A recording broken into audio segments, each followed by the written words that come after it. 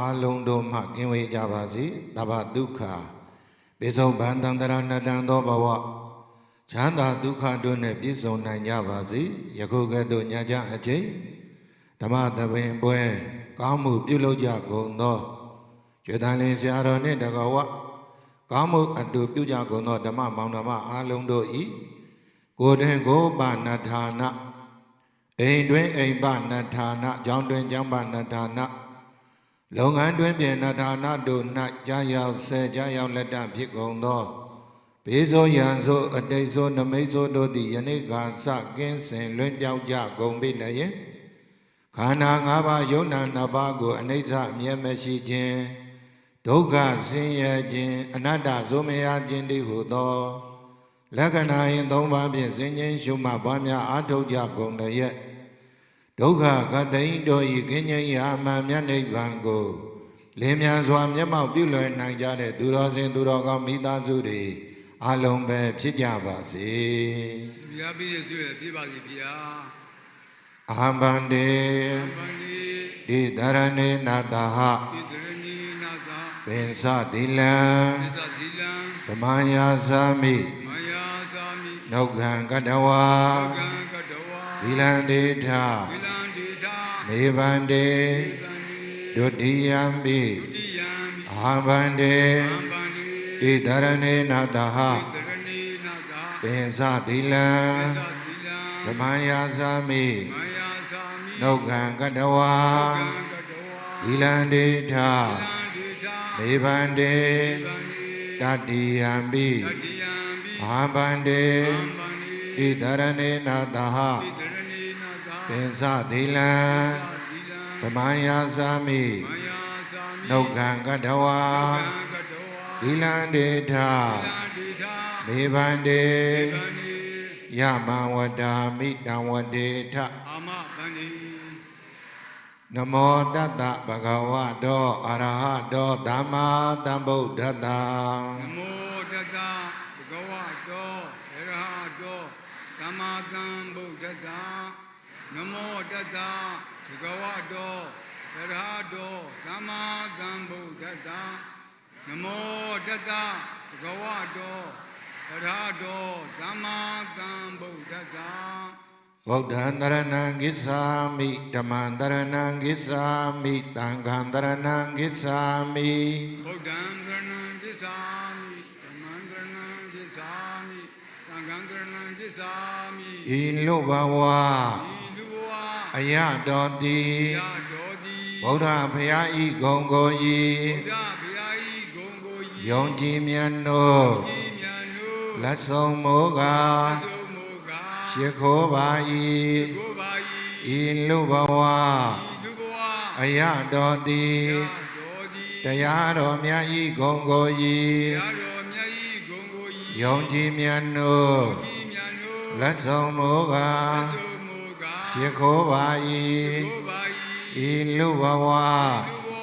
အယတော်သည်သံဃာတော်များဤဂုံကို၏ယုံကြည်မြတ်တို့လက်ဆုံးမိုးကားရှိခိုးပါ၏ဒုတိယံပိဗုဒ္ဓံတရဏံဂစ္ဆာမိဒုတိယံပိဓမ္မံတရဏံဂစ္ဆာမိ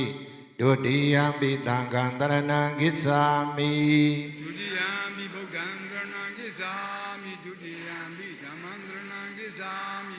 ဒုတိယံပိသံဃံတရဏံဂစ္ဆာမိတတိယံပိဗုဒ္ဓံတရဏံဂစ္ဆာမိတတိယံပိဓမ္မံတရဏံဂစ္ဆာမိတတိယံပိသံဃံတရဏံဂစ္ဆာမိတတိယံပိဗုဒ္ဓံတရဏံဂစ္ဆာမိတတိယံပိဓမ္မံတရဏံဂစ္ဆာမိတတိယံပိသံဃံတရဏံဂစ္ဆာမိတိတရဏခေနံသီလံပတိဘုံနံဘာနာတိဘာဒဝေရမဏိတိခာဗရံသမာတိယမိဘာနာတိဘာဒဝေရမဏိတိခာဗရံသမာတိယမိဒုဟတလေဘတ္တဖေအမြဲရှောင်ခြင်းမီအာဒိနာဒါနာဝေရမဏိတိခာဗရံသမာတိယမိအာဒိနာဒါနာဝေရမဏိတိခာဗရံသမာတိယမိသူဥစ္စာလေမခိုးပဲ အမြဲရှောင်ခြင်းမြည်ကာမေတုမိစ္ဆာသာရဝေရမဏိတိခာပဒံသမာဓိယာမိ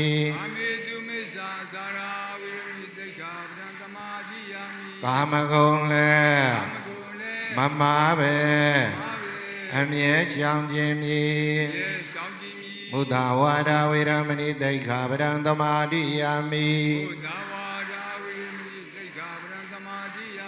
လိန်ညာ၍လည်းမပြောပဲအမြဲရှောင်ခြင်းမြည်သုရမေရယမေဇပမာဒဒါနာဝေရမဏိတိခာပဒံသမာဓိယာမိ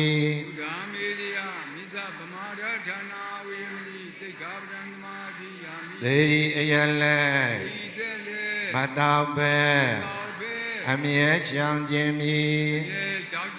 လုံးစုံများစွာတတ္တဝါ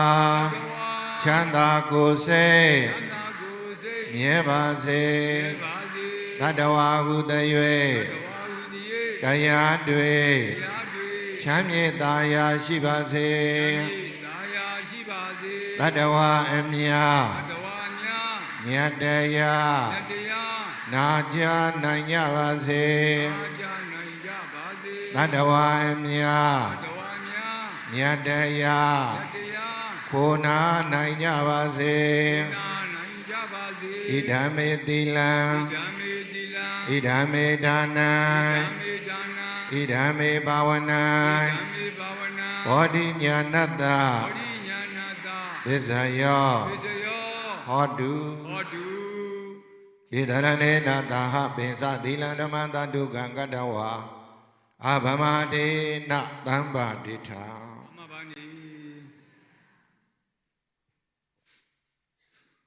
နံပါတ်3စီစဉ်ရဓမ္မဒေသနာများဟောကြားနာယူကြီးညိုမှတ်သားကြရန်ဖြစ်ပါတယ်နံပါတ်3စီစဉ်ရတရားလူလာကြကုန်သောဓမ္မသဝနာကုသိုလ်ရှင်များစုံညီပါလေဆရာတော်ဘုရားကြီးမှဘုရားတပည့်တော်တို့ကဆရာတော်ဤနှစ်ဆိုင်မွေးတော်ဒေသနာတော်များဖြင့်ချီးမြှင့်ပေးသနာတော်မူပါယံခြေစုပ်ပစုမွေးစေကြိုးရရှိခိုးလျှောက်ထားအပ်ပါသည်ဖေဟာ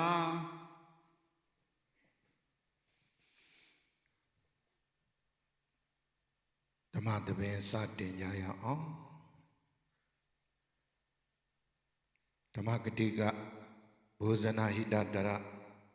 ရွှေတန်လျင်ဆရာတော်ရှင်မေဂိယဤတတော်50ရွှေရတုအချိန်ခါကာလသမယနာမြင့်ရတနာရွှေရတုဗိမာန်ကြီးအတွင်း၌ကျင့်ပအပ်သောဓမ္မသဘင်ယနေ့သာသနာတော်နှစ်2569ခုနှစ်ကောဇာတက္ကရာ1389ခုနှစ်တဘောရဲလာဇန်17ရက်ကရတက္ကရာ2026ဇန်နဝါရီလ28ရက်ဗုဒ္ဓဟူးနေ့ညချမ်းအချိန်ရန်ကုန်တိုင်းဒေသကြီးတန်လျင်ခရိုင်တန်လျင်မြို့နယ်လဟာရဲ့ကျေးရွာရွှေတန်လျင်သာသနာ့ဓမ္မရိပ်သာကြီးအတွင်း၌ကျင့်ပအပ်သောဓမ္မသဘင်၌ဘုရားရှင်ဤအလိုတော်ကြဆရာသခင်ကျေးဇူးရှင်တို့ဤဥပနိတယတိုင်းမြတ်ဗုဒ္ဓဟောကြားခဲ့သောတရားတော်တို့ဖြင့်ဟောကြားနာကြပူဇော်ကြမှာဖြစ်ပါတယ်တရားတော်ကိုမဟောကြားကြသေးမီမနာကြားကြသေးမီချပေးတာလိုက်ဆိုပြီးတော့ဓမ္မသနာပလင်စတင်ဖွင့်လှစ်ကြစို့အလုံးလက်ဥတည်ရှိခိုးပြီးတော့ညင်ညင်ညာညာလိုက်ဆိုပြီးတော့ဓမ္မသနာပလင်စတင်ဖွင့်လှစ်ကြစို့အလုံးလိုက်ဆိုဗုဒ္ဓဂုံမြတ်စိတ်မာထိုင်လေးစားကြည်ညိုမြည်ဗုဒ္ဓဂုံမြတ်စိတ်မာထိုင်လေးစားကြည်ညိုမြည်ဓမ္မဂုံမြတ်စိတ်မာထိုင်လေးစားနာယူမြည်ဓမ္မဂုံမြတ်စိတ်မာထိုင်လေးစားနာယူမြည်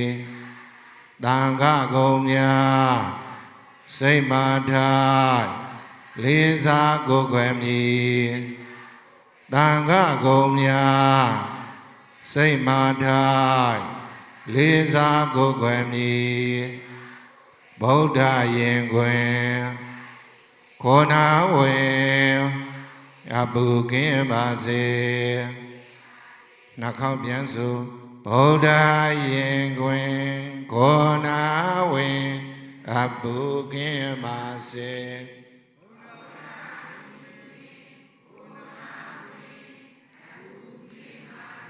ဓမ္မရင်ခွင်ခေါ်နာဝင်အပုကင်းပါစေ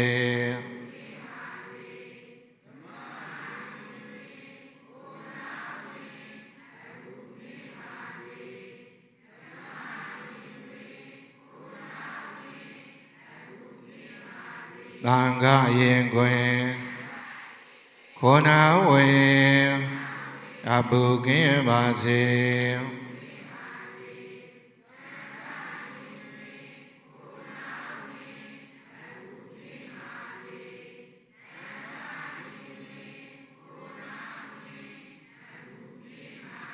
မိဘရင်ခွင်ခေါ်နာဝင်အပုကင်းပါစေ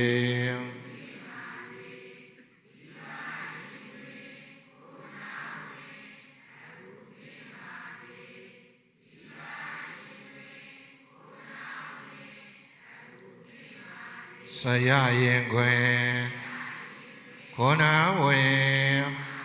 အပုကင်းပါစေ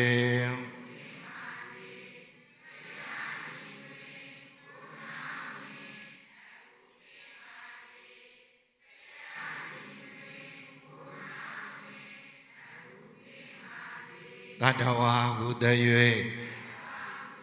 တရားတွေချမ်းမြေ့သာယာရှိပါစေတတဝါမြတ်မြတ်တရားနာကြားနိုင်ကြပါစေတတဝါမြတ်မြတ်တရားခိုနာနိုင်ကြပါစေဧတေနသစ္စာဝဇေနာဤသို့နှုတ်တံဖော်ထုတ်ပြန်၍ဟောမှန်သောပဏာမသစ္စာစကားမေတ္တာစကားကိုပြောကြားရခြင်းကြောင့်ဒေတောမကံတရားချစ်ခင်စိတ်ကြွဝိညာဉ်ကြကုန်သောတင်သူတော်စင်ပရိသတ်ပေါင်းတို့သည်ဒုက္ခိတာကိုယ်စိတ်နှဖျားပြပါမညိကျမ်းမာခြင်းချမ်းသာခြင်းနှင့်ပြည့်စုံကြကုန်သည်ဝန္တုစင်စစ်မသွေဖြစ်ကြပါစေကုန်တည်း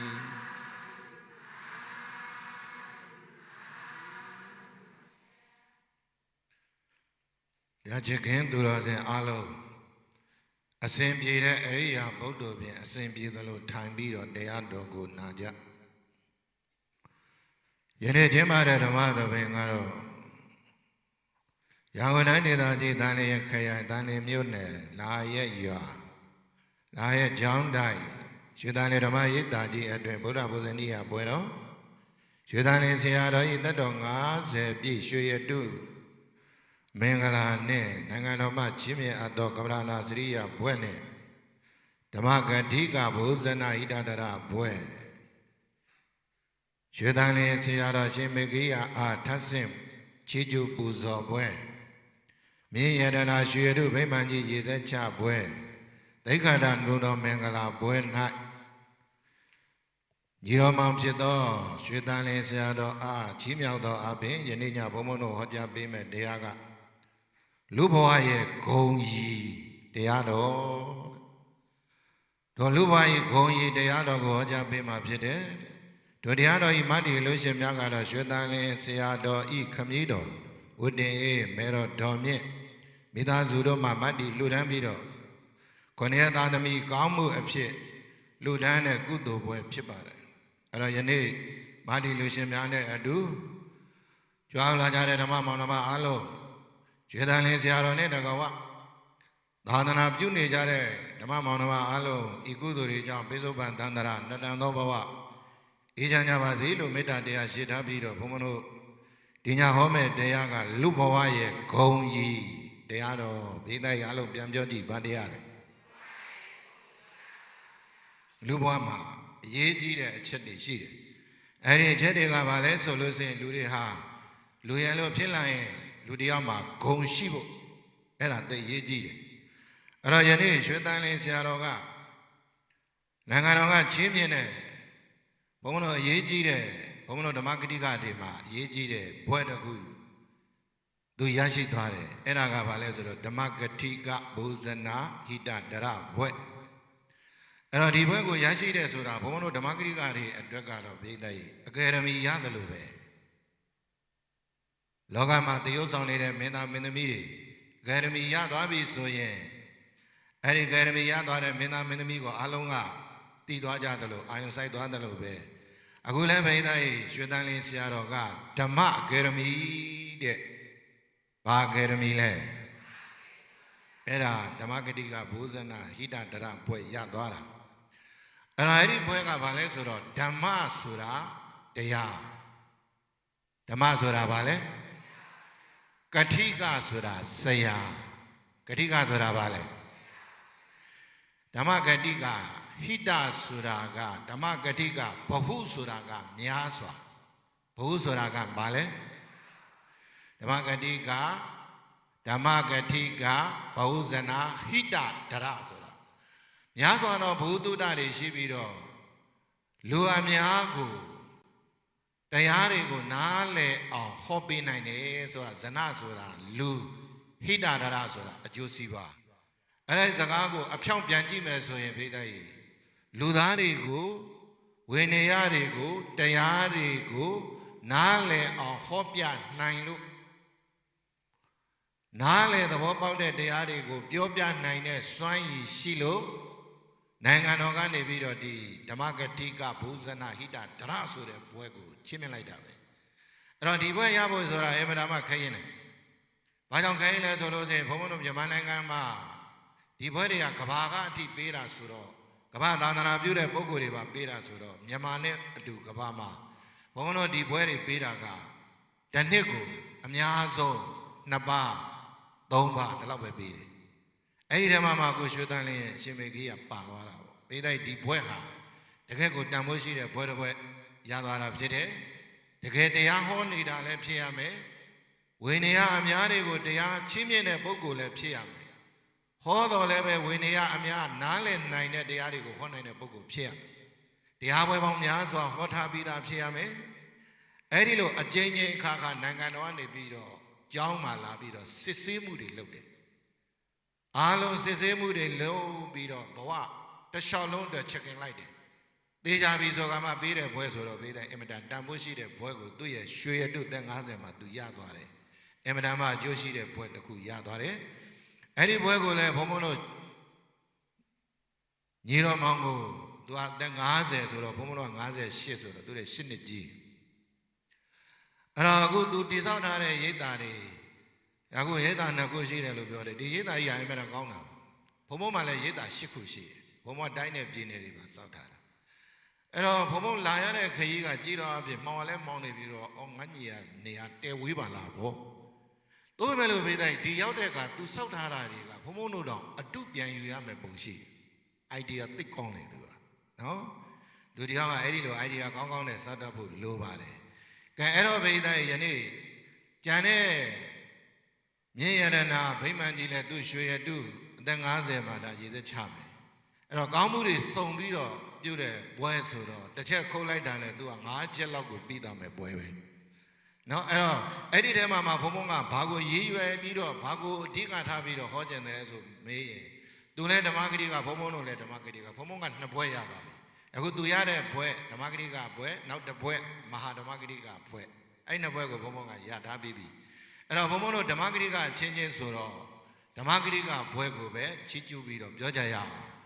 ဘေးတိုင်းမဟာဓမ္မဂတိကဘုဇနာဟိတဒရဘွဲကိုလည်းတက်လန်းနိုင်ပါစေလို့ညီတော်မောင်ကုန်လည်းဆုတောင်းပေးပါတယ်မွေးနေ့ကနေပြီးတော့အသက်ရာကျော်ရှိပါစေကျမ်းကျမ်းမာမာသာသနာပြုနိုင်ပါစေလို့လည်းထပ်မံဆုတောင်းပေးပါတယ်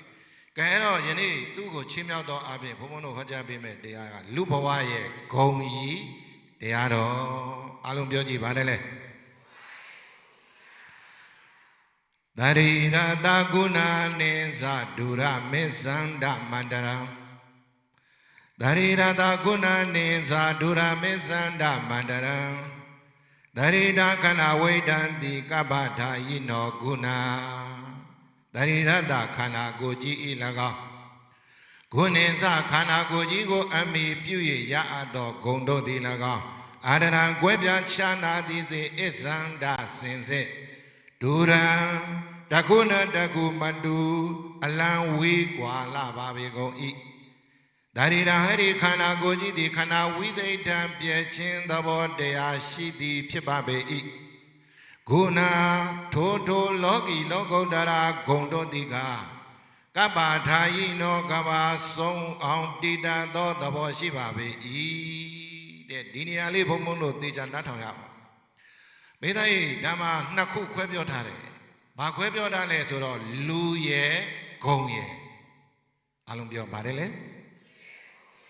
လူဆိုတာတို့အလုံးထိုင်းနေတဲ့လူတွေကိုပြောတာနော်အခုဂုံပြုကြမယ်ဆိုရင်တော့ဒါအရှင်မေခိယကိုပြောတာပေါ့နော်ရှင်မေခိယဆိုတာလဲတန်ခါဆိုမယ်လို့ဘဝခန္ဓာရထားတဲ့လူသားတစ်ယောက်ပဲအခုဒီလူတွေအားလုံးကလည်းဘဝခန္ဓာရထားတဲ့အတွက်လူသားတစ်ယောက်ပဲအဲ့ဒီလူရဲ့နောက်အဲ့ဒီလူမှာရအပ်တဲ့လောကီဂုံလောကုတ္တရာဂုံပြောဟိအားလုံးလောကီဂုံဆိုတာကလောကမှာပေးတဲ့ဆရာဝန်တို့အင်ဂျင်နီယာတို့နော်တကယ်ဆရာတွေတို့ဆရာမတွေတို့ဒါတွေဖြစ်ကြတာဒါလောကီဂုံပေါ့အခုလောကုတ္တရာဂုံကြတော့ဗုဒ္ဓလက်ထက်တော်အချိန်ကာလတွေကပေးတဲ့နော်မြတ်စွာဘုရားပေးခဲ့တဲ့ဣတတဲ့ဘွဲတွေရှိတယ်ဒါတွေဟာလောကုတ္တရာနယ်ပယ်ကဂုံလို့ခေါ်တယ်ယခုဓမ္မဂရိကဘုဇနာဟိတဒရကမ္မနာစရိယအစရှိတဲ့ဓာတွေဟာလောကုတ္တရာနယ်ကနေပြီးတော့လောကုတ္တရာမှာကျွမ်းကျင်လို့စာပေတတ်မြောက်လို့တာမန်အနေနဲ့တော့မရဘူးပေးတဲ့ဓမ္မစရိယပြီးထားဓမ္မစရိယဆိုတာဘုံဘုံတော့ကျမ်းရင်၃ကျမ်းကိုအင်မတန်ကြိုးကြိုးစားစားဖြေရတာအဲ့ဒီ၃ကျမ်းဓမ္မစရိယအောင်မှအဲ့ဒီဓမ္မဂရိကဘွဲကရဓမ္မစရိယမအောင်ဘူးဆိုလို့စိရင်ဒီဘွဲမရဘူးဒါကြောင့်မလို့ဒီလာရဲ့ကြီးရွာမှာဒီဘွဲရတဲ့ဆရာတော်တစ်ပါးဒီဒေသမှာပေါ်ပေါချင်းတီဟာတကယ့်ကိုရွှေတောင်ကြီးပေါက်တကယ်သူပဲပေးတယ်အင်မတန်အကျိုးများတယ်သာသနာအတွက်သိအကျိုးများတယ်အဲ့တော့အဲ့ဒီလူသားရဲ့ဂုံရဲ့နှစ်မျိုးမှာလူသားရဲ့ဂုံရဲ့ပေးတယ်ဘယ်နှမျိုးလဲအဲ့ဒီနှစ်မျိုးမှာတဲ့လူသားတွေဆိုတာကခန္ဓာဝိသိတံအဲ့ဒီခန္ဓာကိုယ်ကြီးကနေရမှာအသက်တရားအတွင်းပဲတို့အားလုံးကပေးတဲ့နေရမှာဘယ်အတွင်းလဲဘလောက်ပဲကျမ်းမာရေးကောင်းကောင်းဘလောက်ပဲချမ်းသာလို့စေဝါးတွေဘလို့ပဲကုနိုင်အဲ့ဒီပုဂ္ဂိုလ်ဟာနေရမှာအသက်တရားအတွင်းပဲအသက်တရားအတွင်းမှာဒီလူသားတွေအားလုံးဒီခန္ဓာအားလုံးဟာဒီချင်းပျက်စီးကြမှာပဲပြောချင်တာကဘာလဲဆိုတော့လူကတော့တနေ့ပျက်စီးမယ်ဂုံကမပျက်စီးဘူးပဲတဲ့နော်ဂုံကဘာဖြစ်လဲကပ္ပထာယိနောတဲ့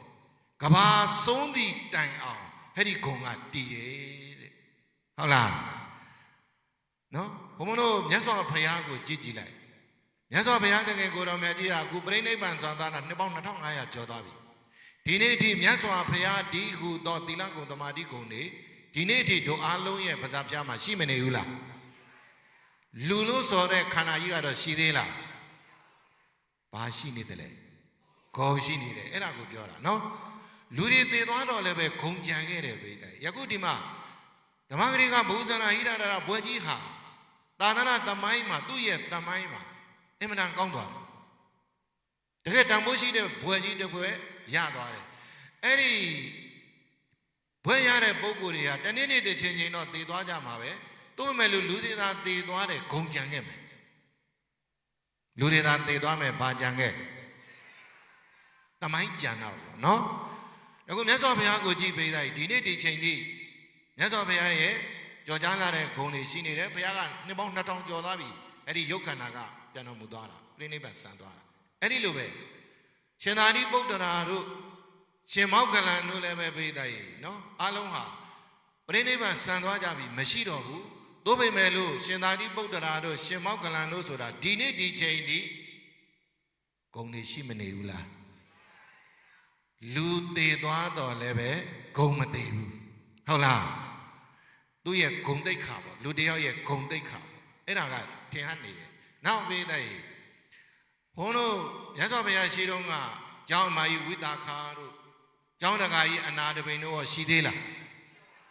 သူ့ပေမဲ့ဒီနေ့ဒီချိန်ဒီကျောင်းလူတန်းကြတဲ့ပွဲတွေမှာဆိုရင်ကျောင်းအမကြီးဝိတာခါတို့လိုကျောင်းတကာကြီးအနာတပိန်တို့ကဲ့သို့သာသနာမှာဤကဲ့သို့သောကျောင်းတကာကျောင်းအမကြီးရှိလို့သာသနာမြတ်စွာဘုရားသာသနာဟာနေအောင်လိုက်အောင်ပမာထွန်းလင်းတောက်ပနိုင်တယ်ဆိုတာဒီနေ့သာသနာတော်ကိုပိတ်တိုက်တာရကတွေပြနေနိုင်တာဒီလူမရှိတော့လဲပြောရင်ဘာရှိနေလဲဟုတ်လားအဲ့ဒီဂုံတွေဟာပိတ်တိုက်နော်ဒီနေ့ဒီချိန်ဒီရှိနေသေးတယ်ဆိုတာသူတို့ရဲ့ဂုံတိတ်ခါတွေဟာအင်မတန်တန်ဖိုးရှိခဲ့တဲ့ဂုံတိတ်ခါတွေမို့လို့ပဲအခုလည်းဒီမှာမြင့်ရတနာဓမ္မဗိမာန်ကြီးဟုတ်လားဒီဓမ္မဗိမာန်ကြီးမှာစုပေါင်းရေးလှူတာပဲဖြစ်ဖြစ်တဝူတည်းပဲလှူတာပဲဖြစ်ဖြစ်နော်အများဆုံးလှူတဲ့ပုံကိုယ်တွေပဲဖြစ်ဖြစ်ဒီဗိမာန်ကြီးကိုလှူဒန်းသွားတဲ့အလူရှင်တွေတနေ့ကျရင်တော့ဒီခန္ဓာကြီးကတော့ဖြစ်ချိန်တန်ဖြစ်လို့ပြက်ချိန်တန်ရင်ဘာဖြစ်လဲပြက်မှာပဲနော်တို့ပေမဲ့လို့လူတွေသာတည်ကြည်ပျက်စီးသွားမယ်ဒီเจ้าကြီးကိုဘယ်လူတွေလှူသွားတာဒီเจ้าကြီးကိုဘယ်ခေါပကားတွေဥဆောင်ပြီးတော့လာရဲ့ကြီးရွာနဲ့ဘယ်လိုပေါင်းစုပြီးတော့လှုပ်သွားတာဆိုတဲ့ဘာကျမ်းနေလဲကဘာကျေတော်လဲဥဒန်းမကြည့်ဘူးဆိုတာဒါပြောတာနော်ခုဘုန်းဘုန်းတို့အားလုံးမြန်မာနိုင်ငံကြီးကိုလွတ်လပ်ရေးရအောင်ယူသွားတဲ့ဗိုလ်ချုပ်အောင်ဆန်းရှိသေးလားတို့ပဲဘာကျမ်းနေလဲမြန်မာနိုင်ငံကိုလွတ်လပ်ရေးရအောင်လုပ်ပြီးခဲ့တဲ့ဂုံတွေဟာဒီနေ့ဒီချိန်ထိရှိမနေဘူးလား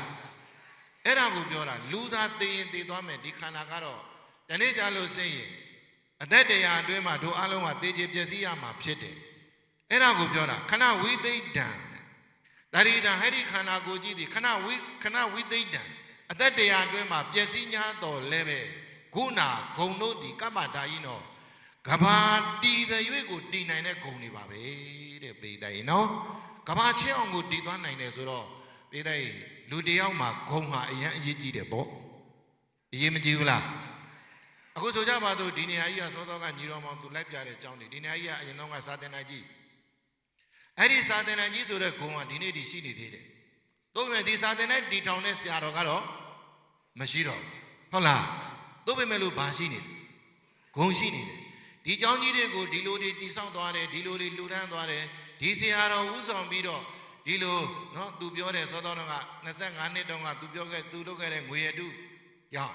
ယခုအသက်50မှာလုပ်တဲ့ရွှေရတုကြောင့်အဲ့ဒီလိုတွေတူဆောက်ခဲ့တဲ့ဥမေဂိယရဲ့တမိုင်းသူ့ရဲ့ဂုံတွေဟာဘိသရဲ့သူ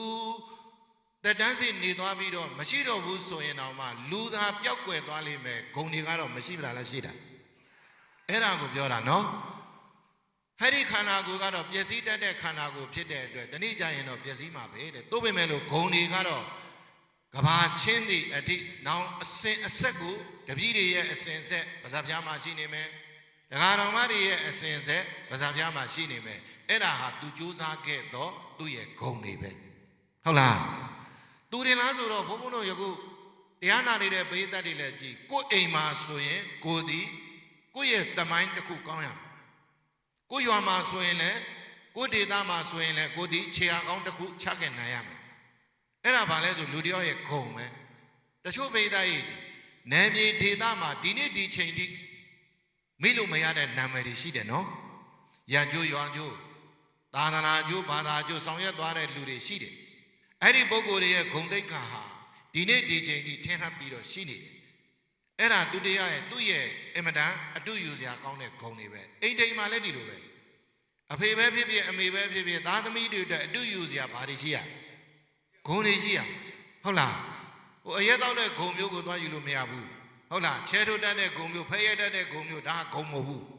ဂုံယူစရာဒါတွေကမဟုတ်ဘူးဂုံယူတာဆိုတာကအဖေကဘယ်လိုနေတယ်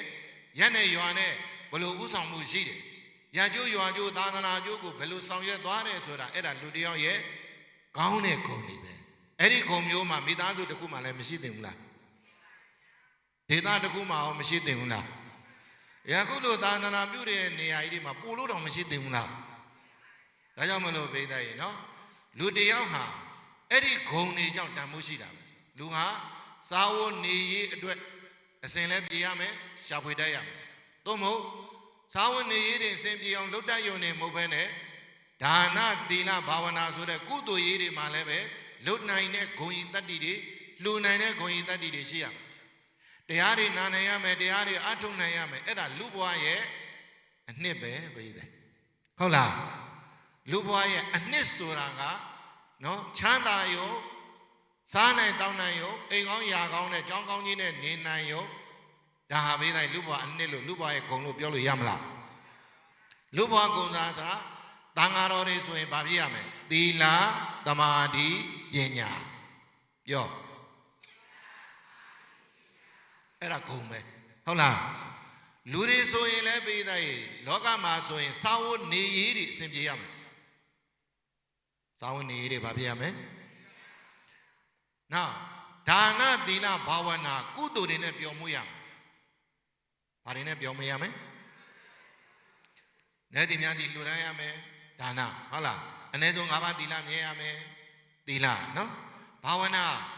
နေ့စဉ်နဲ့မြဘာဝနာပွားနိုင်ရမယ်တရားတွေရဲ့ပုံမှာမေတ္တာထားရမယ်ဘယ်လိုထားမလဲငါကိုမိကမြားသူငါချမ်းသာကြပါစေပြောအားလုံးတန်လင်းမိသားစုတွေဘယ်လိုပြောမလဲငါကိုမိကမြားသူငါချမ်းသာကြပါစေလုံးလိုက်တစ်ခေါက်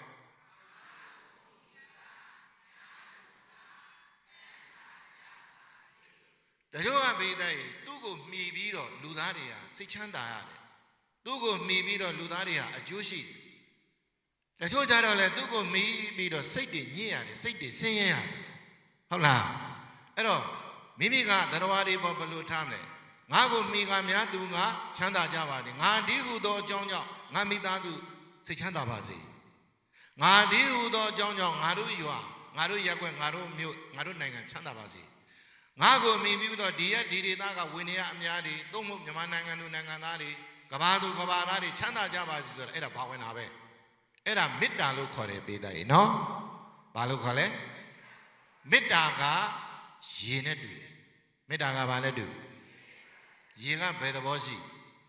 အေးတယ်မေတ္တာကလည်းမေတ္တာရဲ့စံကျင်ဘက်ကဒေါသမေတ္တာရဲ့စံကျင်ဘက်ကဘာလဲဒေါသကမီးနဲ့တူတယ်ဒေါသကဘာနဲ့တူမီးကဘယ်သဘောရှိလူသားအလုံးကပူရာနဲ့အေးတာဘယ်ရသဘောကြဒါဆိုဒေါသနဲ့နေမလားမေတ္တာနဲ့နေမလားဘယ်လိုနေမလဲဆိုကြည့်လိုက်ပါငါကိုမိကမြားသူငါဆိုတော့အနောင်သားတခါကြီးအော်နေတယ်လေဓမ္မဂရိကတွေလာလို့စင်းရင်ဓမ္မဂရိကတွေဟောသွားတယ်တလုံးမဲ့သိရင်သိပါစေဆိုတာလေဟုတ်လားဇာတမပြန်ရင်မသားစရာကြံရမယ်လောက်ပါနော်ရွှေတန်လင်းအုပ်စုတွေနော်ဇာတမပြန်ရင်မသားစရာကြံရမယ်ဓမ္မဂရိကပြန်ရင်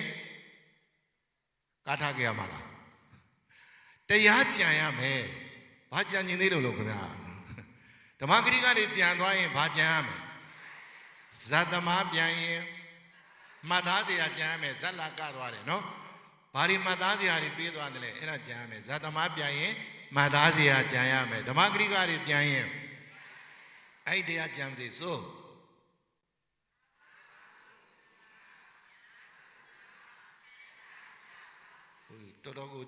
တော်တော်ကိုအဲ့နဲ့အားနဲ့ကိုဆိုပြီးနေရတယ်နော်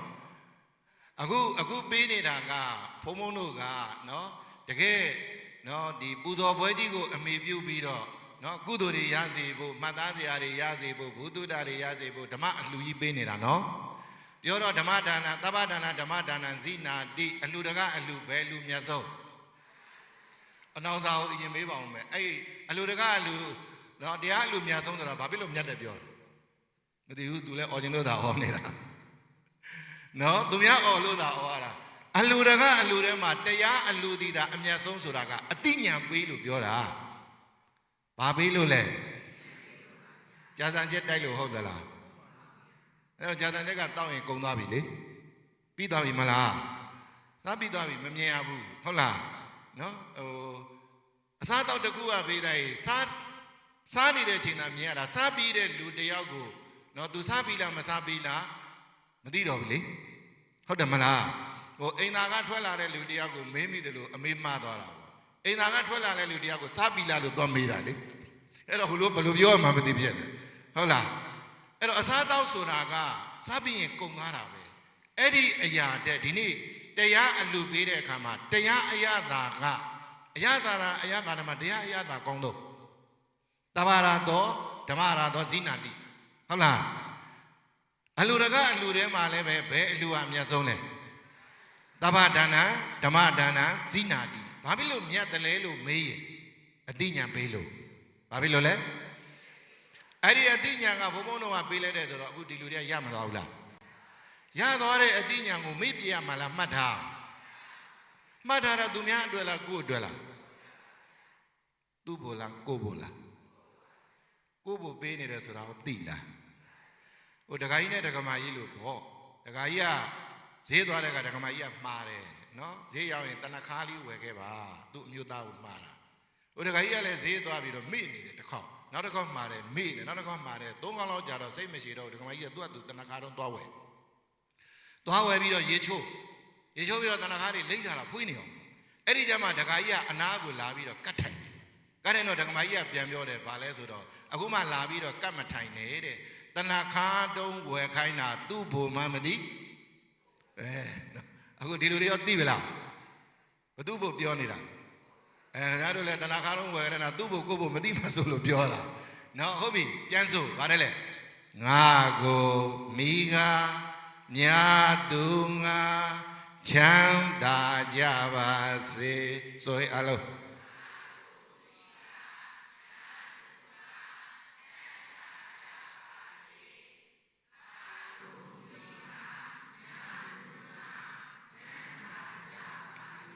ရတဲ့လူတွေဒီပေါက်ပါစေမရတဲ့လူကတော့ကာမတက္ကပဲငါကိုမိဂများသူငါချမ်းသာကြပါစေတဲ့ဘိသိက်မိမိဒီဟုသောအကြောင်းကြောင့်သူများတွေစိတ်မစင်ရစေပဲနဲ့ငါဒီဟုသောအကြောင်းကြောင့်ငါမိသားစုဟုတ်လားငါပတ်ဝန်းကျင်ငါရဲ့ရွာငါရဲ့မြို့ငါရဲ့နိုင်ငံငါကိုမိပြီးတော့ဝိနည်းအများတွေချမ်းသာကြပါစေဆိုတာအဲ့ဒါဘိသိက်မေတ္တာတရားဘာတရားလဲဟဲ့လူတိုင်းကိုယ်စီမှာဘာရှိဖို့လိုတယ်လဲမေတ္တာကပူလောင်သလားအေးချမ်းသလားဘာနဲ့တူတယ်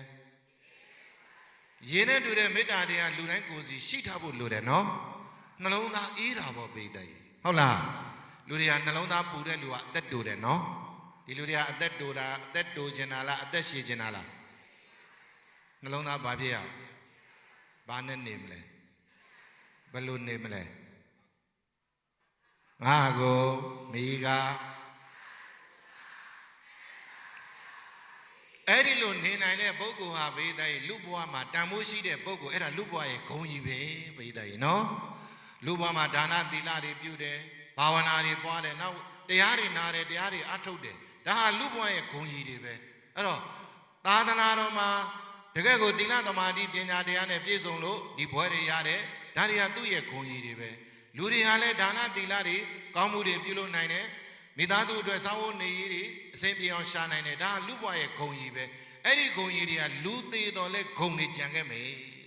လူသေးတော်လဲဘာကြံခဲ့ဒါကြောင့်မလို့ဘုံဘုံတို့ယခုရွှေတန်လေးဥမေကိယတို့ညီတော်မောင်တို့နော်ဘွဲ့နှစ်ဘွဲ့သူရသွားပြီရသွားတဲ့အခါဒီနေ့ထိုက်တန်တဲ့ဓမ္မဂရိကဘွဲ့ကြီးရလိုက်တဲ့အခါကျတော့သူ့အတွက်ပေးလိုက်ဗုဒ္ဓအကယ်ဒမီနော်အကယ်ဒမီရတဲ့မင်းသားမင်းသမီးတွေကနာမည်ပိုကြီးသွားတယ်လို့ပဲသူလည်းပဲဒီဘွဲ့ရသွားပြီဆိုရင်ပိဋကပို့ပြီးတော့နာမည်ကကြီးသွားတယ်ပို့ပြီးတော့အောင်မြင်သွားတယ်အဲ့လိုအောင်မြင်သွားတဲ့အခါကျတော့တို့လာရဲ့ရွာကမိသားစုတွေကပို့ပြီးတော့တာတုခေါ်လို့မကောင်းလား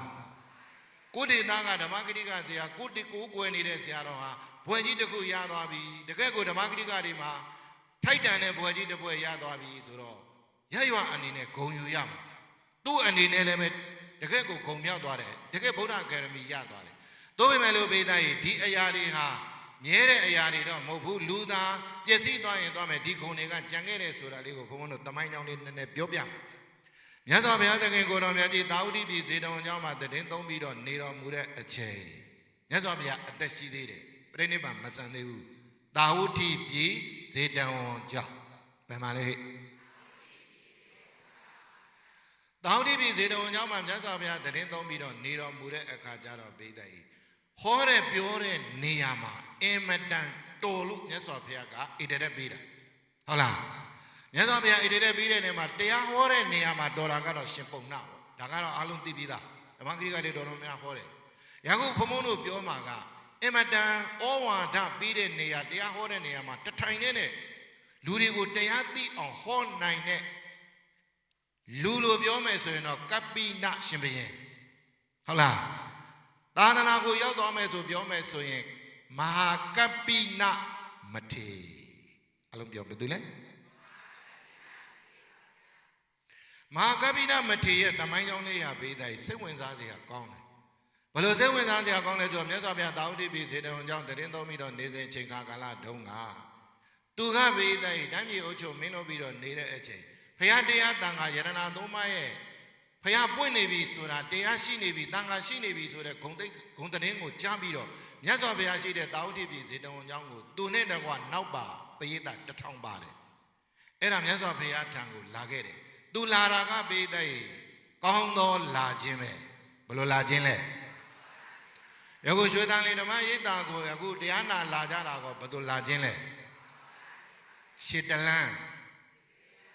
ဟုတ်လားတော့မသိဘူးသူများခေါ်လို့လိုက်လာရင်တော့ဟုတ်ချင်မှာဟုတ်မှာပေါ့နော်ကိုယ်တရားတရားနဲ့ကိုလိုက်လာရင်တော့ရှစ်တလန်းဟာဂရေတသမကတန်တယ်နော်နော်အေးဒါဒီချိန်ကတရားပွဲတွေရှားပါနေတဲ့အချိန်ဖြစ်တဲ့အတွက်ဒါတရားတွေနာရမယ်နော်ရှားပြီးတော့ဘယ်မှာတရားပွဲရှိတယ်ဆိုတော့ရှားပြီးတော့နာရမှာကိုရှာနာလို့ခေါ်ဘာနာလို့ခေါ်နာတော့နာတယ်ပြီးရင်အစောကြီးကားပေါ်တက်ချိန်လို့အဝေးကြီးကခွာနာတာကြတော့အဲ့ဒါခွာနာလို့ခေါ်တယ်ဘာနာလဲအဝေးကြီးခွာနာတယ်သူကပြီးရင်အရင်ဆုံးကားပေါ်တက်ချင်တာလေအဲ့တော့ရှားဖွေနာတာကအဝေးကြီးကခွာနာတာကအိမ်ရလဲကြားရတာပဲကွာဆိုတော့အိမ်ရင်းနဲ့နာကအိမ်နာမဟုတ်ဘူးအဲ့ဒါဇိန်နာခေါ်တယ်ဇိန်နဲ့နာတာသူကနော်တရားနာတာဘယ်နှမျိုးလဲရှားဖွေနာတာကနာတော့နာတယ်အဝေးကြီးကခွာနာတာကအိမ်ရင်းနာတာကဘယ်ဟာကြိုက်လဲရှားဖွေပြီးတော့နာရမယ်လာအောင်မယ်နောက်နေ့ကြလို့စေနော်ဆရာတော်တွေနော်အားလုံးကအနှစ်တွေပဲကြွေးကြမှာဘာတွေကြွေးလဲလူတယောက်ဟာအကာစားတာနဲ့အနှစ်စားတာဘယ်ဟာအားရှိဒီနေ့ခုနကဆရာတော်ကညီတော်မောင်ကိုချင်းမြောက်တော့အမေဒီလူတွေကိုခေါ်ကြမိနေတဲ့တရားအလုံးကအနှစ်ပဲဘာတွေလဲအနှစ်စားရင်အားရှိရင်လူရခရီးနိဗ္ဗာန်ရောက်အောင်မသွားနိုင်ဘူးလားဟုတ်ပြီပြီးလို့ဆိုရင်အဲ့ဒီမှတ်သားစရာလေးတွေပါသွားလိမ့်မယ်နော်အားလုံးသိကြအာယုံစိုက်ပြီးတော့နာအာယုံတစ်ပတ်စိတ်မသွားခြင်းနဲ့ဘုံဘုံတို့ကြာကြီးမဟုတ်ဘူးနော်ဘုံဘုံကရန်ကုန်နဲ့ပြန်မှာစမ်းကြောင်းအဲ့တော့ဒီမှာကပိဏရှင်ဘုရင်ကမြတ်စွာဘုရားရှိတဲ့အရာသာဝတိပိစေတုံကြောင့်လို့ယရဏသုံးပါးပေါ်ပေါက်ပြီဆိုပြီးတော့ကောင်းသောလာခြင်းနဲ့လာပြီးပေးလိုက်သူကသာသနာဘောင်ကိုဝင်နေတာဘုရားနဲ့တွေ့တော့ဘုရားသာသနာကိုဝင်နေတာဟုတ်လားအဲ့ဒါသာသနာ့ဘောင်ဝင်မယ်ဆိုရင်တော့ရှင်မင်းကြီးနဲ့နောက်မှ1000လာတယ်မြတ်စွာဘုရားကအဲ့ဒီကပ္ပိနရှင်ဘုရင်လာတာကိုညံတော်ထဲမှာမြင်တော်မူတဲ့အတွက်မြတ်စွာဘုရားကဗိဒ္ဓရေလမ်းကနေပြီးတော့ကြိုးတယ်ဘုရားကလမ်းကနေပြီးတော့ဘာဖြစ်လဲဘုရားကိုယ်တိုင်ကြိုးတာနော်ဘာကြောင့်လဲဆိုတော့သာသနာအတွက်အကျိုးရှိမှမို့လို့သာသနာအတွက်ဘာဖြစ်လဲအခုဗိဒ္ဓရေဒီမှာတရားနာပိဋကတွေကိုကားတွေအမျိုးမျိုးနဲ့မကြိုးဘူးလားဘာနာလာမဲ့လူတွေမလို့အကျိုးမရှိလို့ကြိုတာလားအကျိုးရှိလို့ကြိုတာလားအဲ့ဒီကြိုတဲ့ပုဂ္ဂိုလ်တွေလည်းတကယ်စိတ်ထားကောင်းရင်သူတို့မှကုသိုလ်ရတယ်နော်ဒါကြောင့်မလို့ကြိုတဲ့အခါမှာတကယ်ကိုတရားတရားနဲ့တကယ်ကိုစေတနာပါနဲ့ဟုတ်လားစိတ်စေတနာကောင်းနဲ့ကြိုဖိတ်ပြောဒါအလုံးကကုသိုလ်ဖြစ်တယ်တရားနဲ့ပတ်သက်တဲ့ဆက်ဆက်တဲ့ကုသိုလ်တွေအဲ့တော့မြတ်စွာဘုရားကမြင်တော်မူတဲ့အတွက်ကပ္ပိဏရှင်ဘုရင်နဲ့နောက်ပါ1000ကိုမြတ်စွာဘုရားကလမ်းကနေပြီးတော့သွားကြိုးတဲ့အခါမြတ်စွာဘုရားကဘေးတိုင်းညောင်မင်းအောက်မှာမြတ်စွာဘုရားကထိုင်ပြီးတော့စောင့်နေတဲ့အခါကျတော့ကပ္ပိဏရှင်ဘုရင်နဲ့နောက်ပါ1000ကလည်းလာတဲ့အခါကျတော့မြတ်စွာဘုရားကိုမြင်တော်မူတဲ့အခါကျတော့မြတ်စွာဘုရားရဲ့ကြည်ညိုစရာကောင်းသောယူပကာယတော်ဟုတ်လားမလားမြတ်စွာဘုရားသည်အတူမရှိပြောဝါမစားတဲ့စကားလုံးပြန်ပြောအတူမရှိဖះနဲ့တူတယ်ဆိုတာမရှိဘူးဖះကိုတူပြီးတော့လိုက်လို့လည်းမရဘူးဟုတ်လားဒါကြောင့်မြတ်စွာဘုရားကသဗ္ဗညုတရွှေဉာဏ်ရှင်အတူလည်းမရှိဘူးအတူလည်းမရှိဘူးနော်အဲ့တော့မြတ်စွာဘုရားရဲ့ရောင်ကြည်တော်တွေကိုမျိုးပြီးတော့ထိုင်းနေတာကိုမြင်တော်မူတဲ့အတွက်ကပ္ပိဏရှင်ဘုရင်ကဒါသည်မြတ်စွာဘုရားဖြစ်မယ်ဟုတ်လား ဖြစ်တော့မယ်ဆိုပြီးတော့မြတ်စွာဘုရားဖြစ်မယ်ဆိုပြီးတော့နောက်ပါတထောင်နဲ့တူကမြတ်စွာဘုရားအနာကိုသွားပြီးတော့မြတ်စွာဘုရားရဲ့ခြေဖမိုးတော်ကိုနော်တေချာဥတိုင်းပြီးတော့မြတ်စွာဘုရားကိုရှိခိုးတယ်တဲ့ပေးတယ်နော်တို့တရားဓမ္မတွေအလုံးအင်္ဂါဘုရားကိုရှိခိုးတဲ့အခါမှာလည်းပဲနော်မြတ်စွာဘုရားကိုမော့ကြည့်ကိလေသာကင်းစင်တော်မူကိလေသာကင်းစင်တော်မူသောမြတ်စွာဘုရားဘုရားဖြစ်တဲ့ဆိုတာလောဘဒေါသမောဟအစရှိတဲ့ကိလေသာ10ပါးကိလေသာမှန်သမျှလုံးဝမရှိလို့ဘုရားဖြစ်တာသဘောပေါက်လားဒါဆိုဘိသားရဲ့အခြားဘာသာကြားတယောက်ကမေးမယ်မင်းတို့ဘုရားကိုမင်းတို့ဘာဖြစ်လို့ဥချတာလဲမင်းတို့ဘာဖြစ်လို့ကိုးကွယ်တာလဲလို့မေးရင်ကိလေသာမရှိလို့ကိုးကွယ်တာပြောဘုရားမှာလိုချင်တဲ့လောဘရှိလားနန်းတော်ကြီးတစ်ခုလုံးတော့စွန့်ငယ်သေးတာလေမကျင်တဲ့ဒေါသရှိသလားဘလောက်ပဲနှိမ့်ဆက်နေဘုရားကမေတ္တာပဲပေးတယ်နော်အောင်ခြင်းတွေမှာမေတ္တာနဲ့အောင်ခဲ့တာမလားဟုတ်ပြီနော်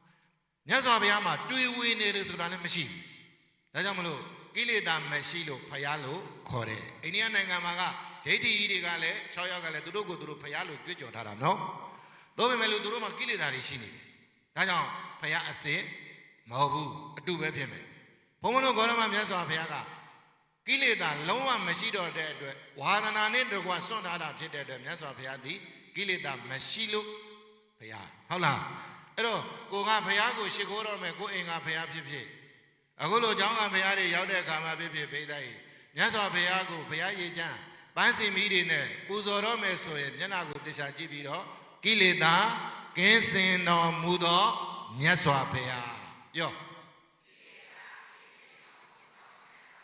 ရိုးရိုးလေးပြောလိုက်ရင်ကိလေသာမရှိတဲ့မြတ်စွာဘုရားကိုတပည့်တော်ရှိခိုးပါတယ်လို့အဲ့ဒီလိုဘုရားရဲ့ဂုဏ်တော်တွေကိုသိပြီးတော့ရှိခိုးရတယ်နော်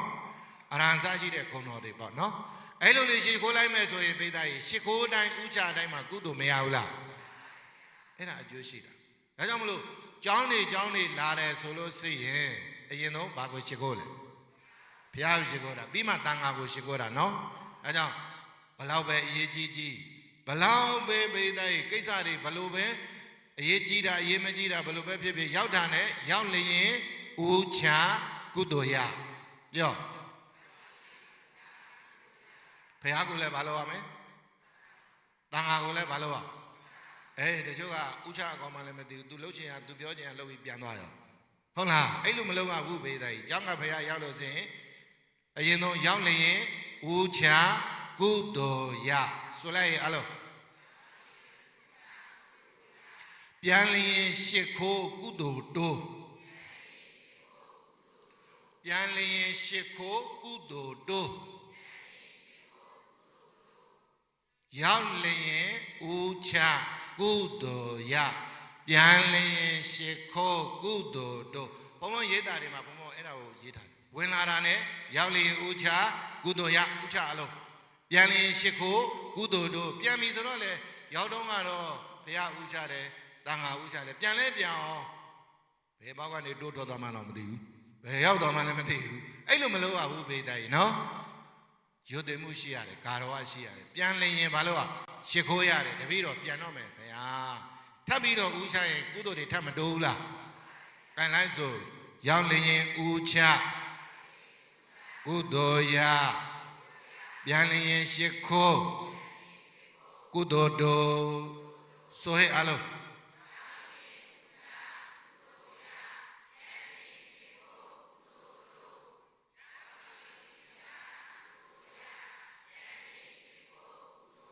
အဲ့ဒါလူတယောက်ရဲ့ဂုဏ်သိက္ခာဟုတ်လားလူတယောက်ရဲ့ဂုဏ်သိက္ခာကာရိုက်တာသူ့ကိုပဲမြင်ရတာလူတယောက်ရဲ့သူ့ရဲ့အောင်မြင်မှုသူ့ရဲ့ဂုဏ်သိက္ခာသူ့ရဲ့စရဏတွေကသူ့ကိုကြည့်ပြီးတော့သူ့ဂုဏ်သိက္ခာတွေမြင်မာတာပဲနော်ဒါကြောင့်မလို့ဘေးသားရေနော်သာသနာနဲ့ကြုံတဲ့အခါဒါလေးတွေကုသိုလ်ရဖို့ပြောပြတယ်အခုထိဒီမှာကပိဏရှင်ပဲမြတ်စွာဘုရားသည်ဒါဒီဘုရားဖြစ်ရရောင်ကြည်တော်တင်နဲ့တင့်တယ်တယ်ကြီးညိုစရာကောင်းတယ်ဆိုပြီးတော့မြတ်စွာဘုရားရဲ့ခြေတော်ကိုဥတင်ပြီးတော့ဘေးသားရေနော်ကောင်းတဲ့ခြေတော်နဲ့ကပ်ပြီးတော့မြတ်စွာဘုရားကိုရှိခိုးတယ်ရှင်ဘုရင်နော်အဲ့လိုရှိခိုးလိုက်တဲ့အခါကျတော့မြတ်စွာဘုရားရှင်ကိုတော်မြတ်ကလည်းသူရှိကိုလာတာအကျိုးရှိတဲ့ပုဂ္ဂိုလ်များရှိတော့မြတ်စွာဘုရားကရှိခိုးပြီးတော့ရှင်ဘုရင်နဲ့နောက်ပါတထောင်ကိုတရားဟောတယ်နောက်ပါတထောင်ကိုဘာဟောလဲ ခြေသားတို့ဘဝဆိုတာခန္ဓာပဲကွာဘဝဆိုတာဘာလဲ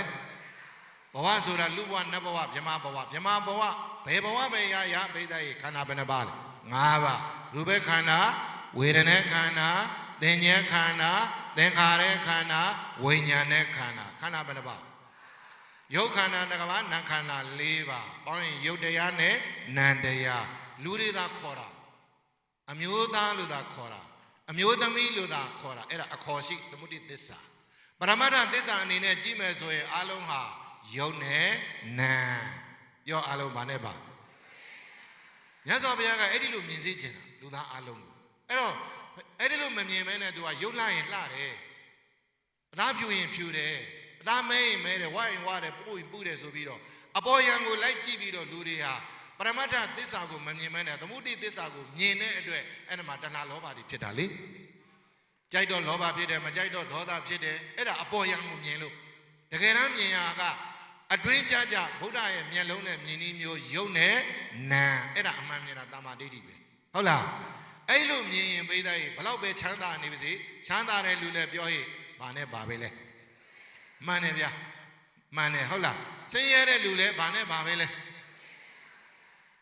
အာနာရှိတဲ့လူရောအာနာမရှိတဲ့လူရော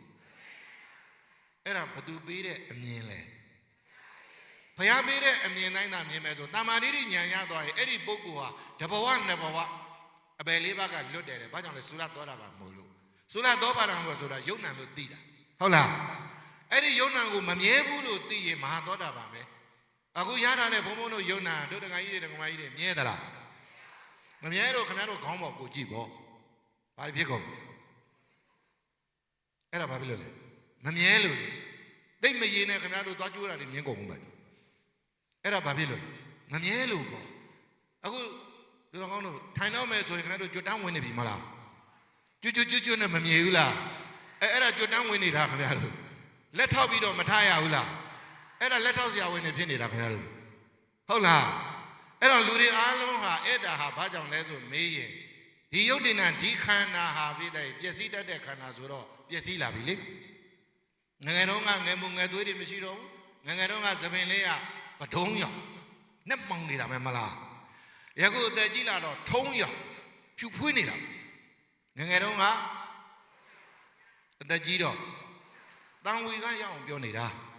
တန်ဝေကဝိပဿနာဉာဏတပဋ္ဌာန်းလူတွေကတန်ဝေကရှိမှတရားနာတယ်မြတ်စွာဘုရားကြီးတောထွက်သွားတာသူအိုနမိတ်ကြီးသုံးပါမဟုတ်ဘူးကတပါးဘယ်ခိထွက်သွားလို့လဲလေးပါပါ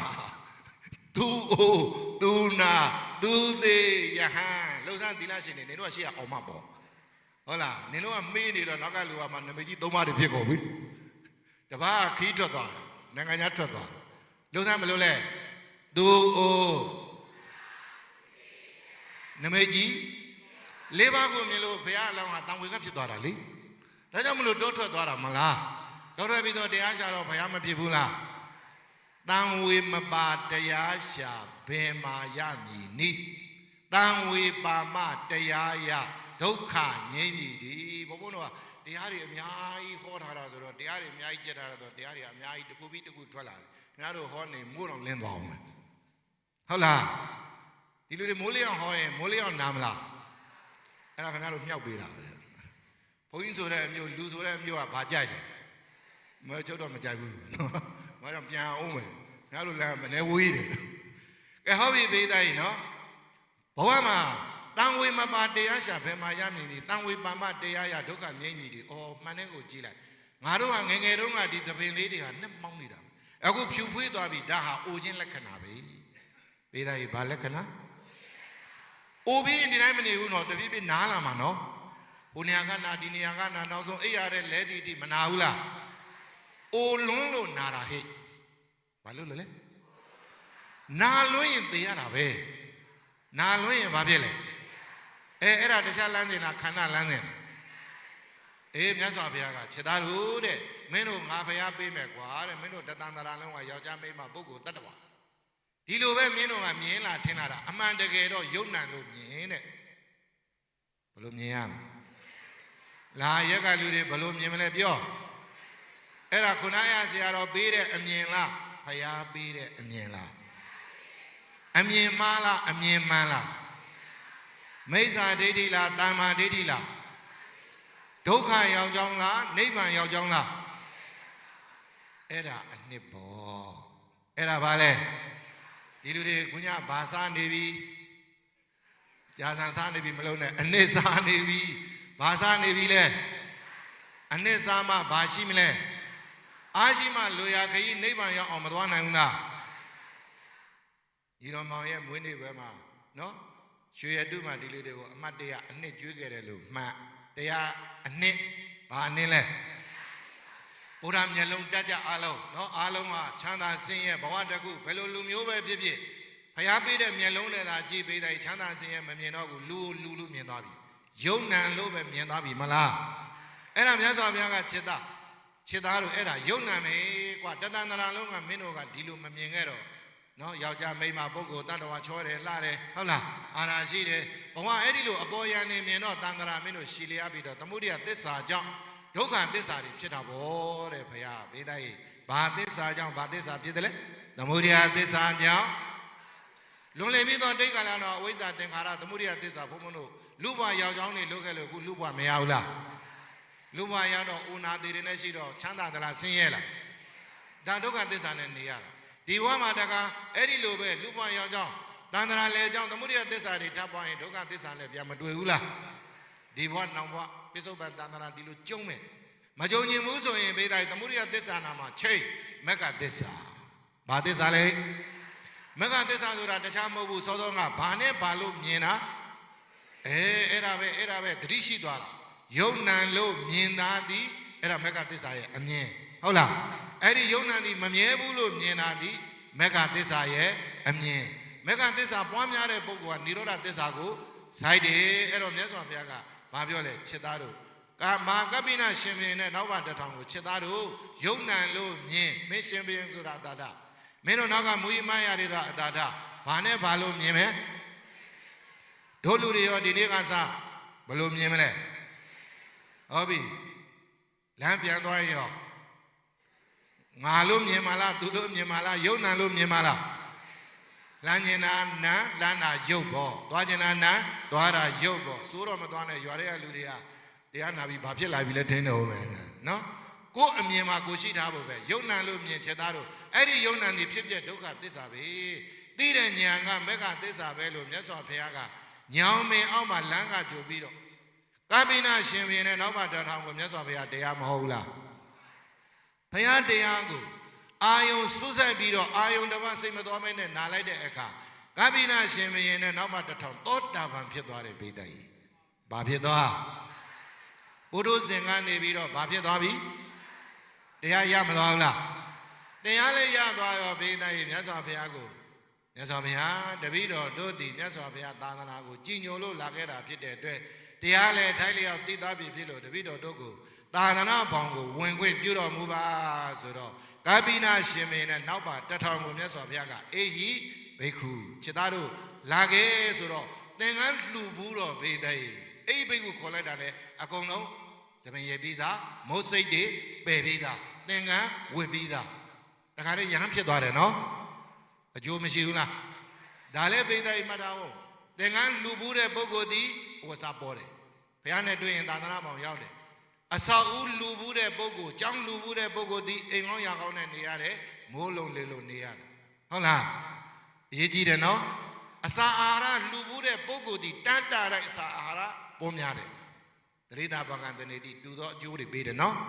ဆေးလူဘူးတဲ့ပုဂ္ဂိုလ်ဒီကျမ်းမာရေးကောင်းတယ်စွမ်းသင်္ကန်းကြောင်းဆေးပစ္စည်းဘယ်နှပါလဲဟဲ့သာသနာမှာအရေးမကြီးဘူးလားအခုဒီမှာသင်္ကန်းလူဘူးတော့အေးဘေးကိုခေါ်လိုက်တာနဲ့အလုံးယဟန်တွေဖြစ်သွားယဟန်တွေဖြစ်သွားပြီးတော့ရှင်မာကပိနရှင်ဘုရင်ကနေပြီးတော့မာကပိနမထေဖြစ်သွားပြီနော်သာသနာပေါင်းရောက်မသွားဘူးလားမြတ်စွာဘုရားရဲ့တရားတော်တွေကိုဆက်နာတယ်ဆက်နာတဲ့အခါကျတော့မြတ်စွာဘုရားကပြောတယ်ခြေသားတို့လူတွေမှာအရေးကြီးဆုံးဒီဘဝမှာတရားတွေအားလုံးထဲမှာပယ်ရမယ့်တရားတစ်လုံးရှိတယ်အဲ့ဒါဘာလဲဆိုတော့တဏှာတရားပြည့်တိုက်ပြောအနစ်တွေကျွေးနေပြီလို့မှတ်ပါဘာတွေကျွေးနေလဲအနစ်ကိုစားမှဘာရှိမလဲ အာရှိမှဘယ်ရောက်အောင်သွားနိုင်မလဲဟောပြီဗုဒ္ဓကပြောတယ်ချက်သားတို့နော်ယဟန်ဘွားရောက်သွားပြီနော်ချက်သားတို့မင်းတို့ဒီဘွားမှာပယ်ရမယ်တရားဟာတဏှာတရားတဏှာဆိုတာလိုချင်တာတဏှာဆိုတာဘာလဲလူတွေအားလုံးကမြင်တော်လဲလိုချင်တယ်ကြားတော်လဲလိုချင်တယ်လိုချင်တဲ့တဏှာရှိနေတဲ့အတွက်မနေမနာရှာနေရတယ်နောက်ထပ်ဘဝတွေကိုလိုချင်မြန်တော့ထပ်ရတယ်ကုသိုလ်တွေလုပ်ပြီးတော့ဘဝတွေထပ်တောင်းတယ်ဒါကြောင့်မလို့မင်းတို့ရဲ့ဝမ်းထဲမှာရှိတဲ့တဏှာတစ်လုံးကိုမင်းတို့ပေးတယ်ဒါကြောင့်နော်တောင်မြို့မှာကန္နာအောင်ဆရာတော်ကြီးကဘာပြောလဲငါတို့နေရာဤကဘာတဏှာအိုဆိုးသည်လောက်ပါအောင်ကျေးဇူးရှင်တို့ရဲ့နော်ဘာလဲလဲငါတို့နေရာဤကဘာတဏှာအိုဆိုးသည်လို့လိုက်ဘာလဲလဲ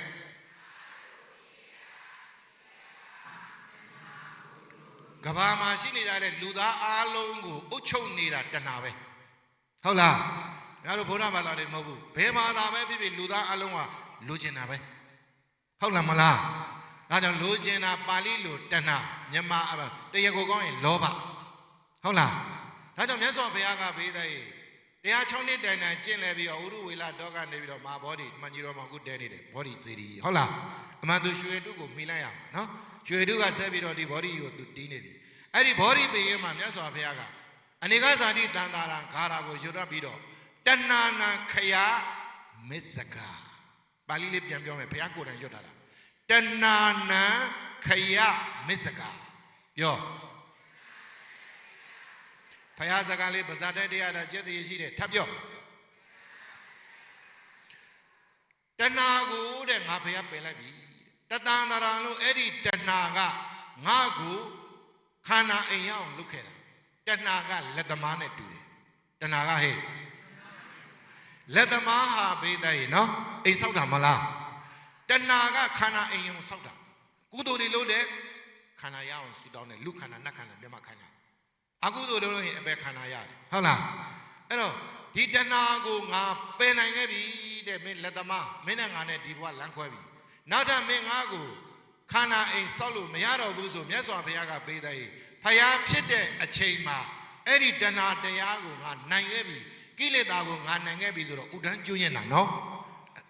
အဲ့ဒါကိုအနေကစားတင်တယ်လို့ပြောတာအဲ့တော့တို့အားလုံးလည်းပဲပေးတဲ့လိုချင်တဲ့စိတ်ကိုမလိုချင်အောင်ထိန်းနိုင်ရင်ပြိနေနိုင်ရင်တို့လည်းပဲတန်ត្រာကလွတ်မယ်ဒုက္ခကလွတ်မယ်အဲ့ဒီလိုမှမဟုတ်ပဲလေအဲ့တဏှာရဲ့ကြေးကျွန်အောက်မှာနေစေ၍ကာလပတ်လုံး32ပုံမှာအပယ်4ပါးကြာခြင်းကြာသွားမယ်လူနာပြမှာပေါ်ခြင်းပေါ်သွားမယ်နှိမ့်ကြီးတစ်ခါမြင့်ကြီးတစ်လက်ဖြစ်နေတာဒီဘသူရဲ့လက်ချက်တဲ့မှန်တယ်ဟေးအားလုံးပြောတာဘသူရဲ့လက်ချက်လဲတဏှာဆိုတာတို့လူသားတွေပြောတဲ့စကားတည်းပြောချင်တာဘာလဲလဲလိုချင်တာဘာလဲလဲဟေးလိုချင်တာအဲ့ဒါကိုပါဠိလိုလေးပြောလိုက်တော့လောဘဘာလဲဟေးသုံးမျိုးမှတ်ရမယ်နော်တဏှာဆိုတာလိုချင်တာလိုချင်တာဒီလောဘပြောကြည့်တာတဏှာဆိုတာလိုချင်တာလိုချင်တာဒီလောဘအဲ့ဒီတလုံးကိုပယ်နိုင်တယ်ဆိုလို့ရှိရင်တဲ့မင်းတို့အဲ့ဒါတဏှာဒီသမုဒယသစ္စာသိတာပဲဟုတ်လားသမုဒယသစ္စာသိရင်အကြောင်းချိုးရင်တော့အကျိုးဒုက္ခသစ္စာပရိစ္ဆသမုပ္ပါမှာမလာတော့ဘူးလေအကြောင်းပြတ်တော့အကျိုးပြတ်တာပေါ့အကြောင်းရှိလို့အကြောင်းသိရင်အကြောင်းသမုဒယသစ္စာသိတော့ဒုက္ခသစ္စာချုပ်ငင်းယုံသိပြီးတော့နိရောဓသစ္စာကိုဆိုင်မယ်လို့မြတ်စွာဘုရားကအဲ့တဏှာတစ်လုံးကိုပယ်ခိုင်းလိုက်တာပယ်ခိုင်းလိုက်တဲ့ကြောင့်ခါကြတော့သာသနာ့ဘောင်ကိုရမ်းနေတဲ့နော်မဟာကပိနရှင်မင်းတဖြစ်လဲရှင်မဟာကပိနမထေရအဲ့ဒီတဏှာကိုပေးတဲ့မိမိခန္ဓာပေါ်ကိုဉာဏ်တင်ရှုလိုက်တာဩငါခန္ဓာဆိုတာပြောတော့တာပဲယဟန်တန်ဃာလို့ပြောမိမယ်လို့တကယ်ရှိတာကယုံနဲ့နံဒီယုံနံတို့ဒီဖြစ်ပြဒုက္ခသစ္စာတနေ့ကျရင်ငါဒီသိချင်ပျက်စီးရမယ်သိချင်ပျက်စီးသွားတဲ့ဒီခန္ဓာကိုယ်ကြီးပဲလို့သိတဲ့ဉာဏ်ကမက္ခသစ္စာလဲဝင်သွားရောခန္ဓာ၅ပါးကဖြစ်ပြဘာသစ္စာဒုက္ခသစ္စာသိတဲ့ဉာဏ်ကမက္ခသစ္စာအသိဉာဏ်လဲဝင်သွားရောအပြတ်မှန်းသိဆင်းရဲမှန်းသိဒုက္ခမှန်းသိတော့လိုချင်သေးလားလူတွေဟာပြီးသားရင်တယောက်နဲ့တယောက်ကိုကောင်းတယ်လို့ဟုတ်တယ်လို့ထင်တာဒိဋ္ဌိခင်တာတဏှာလိုချင်နေကြတာဟုတ်လားပစ္စည်းတစ်ခုကိုကိုလာပေးတယ်မသိလို့ယူထားမယ်အဲ့ဒီအရာအပြတ်မှန်းလဲသိရောလိုချင်သေးလားမသိလို့ဘာဖြစ်တာသိသွားရင် အခုတရားနာတော့သိမသွားဘူးလားဒီခန္ဓာမျိုးနောက်ထပ်ထားရရင်လည်းဆင်းရဲတဲ့ဥနာတိကြုံမဲ့တဲ့ဘာသစ္စာလဲသိသွားပြီဆိုရင်ဒီခန္ဓာမျိုးမလိုချင်တော့ဘူးဆိုလိုချင်တာဘာလို့လဲတဏှာဒါဆိုဘာလို့သိလဲ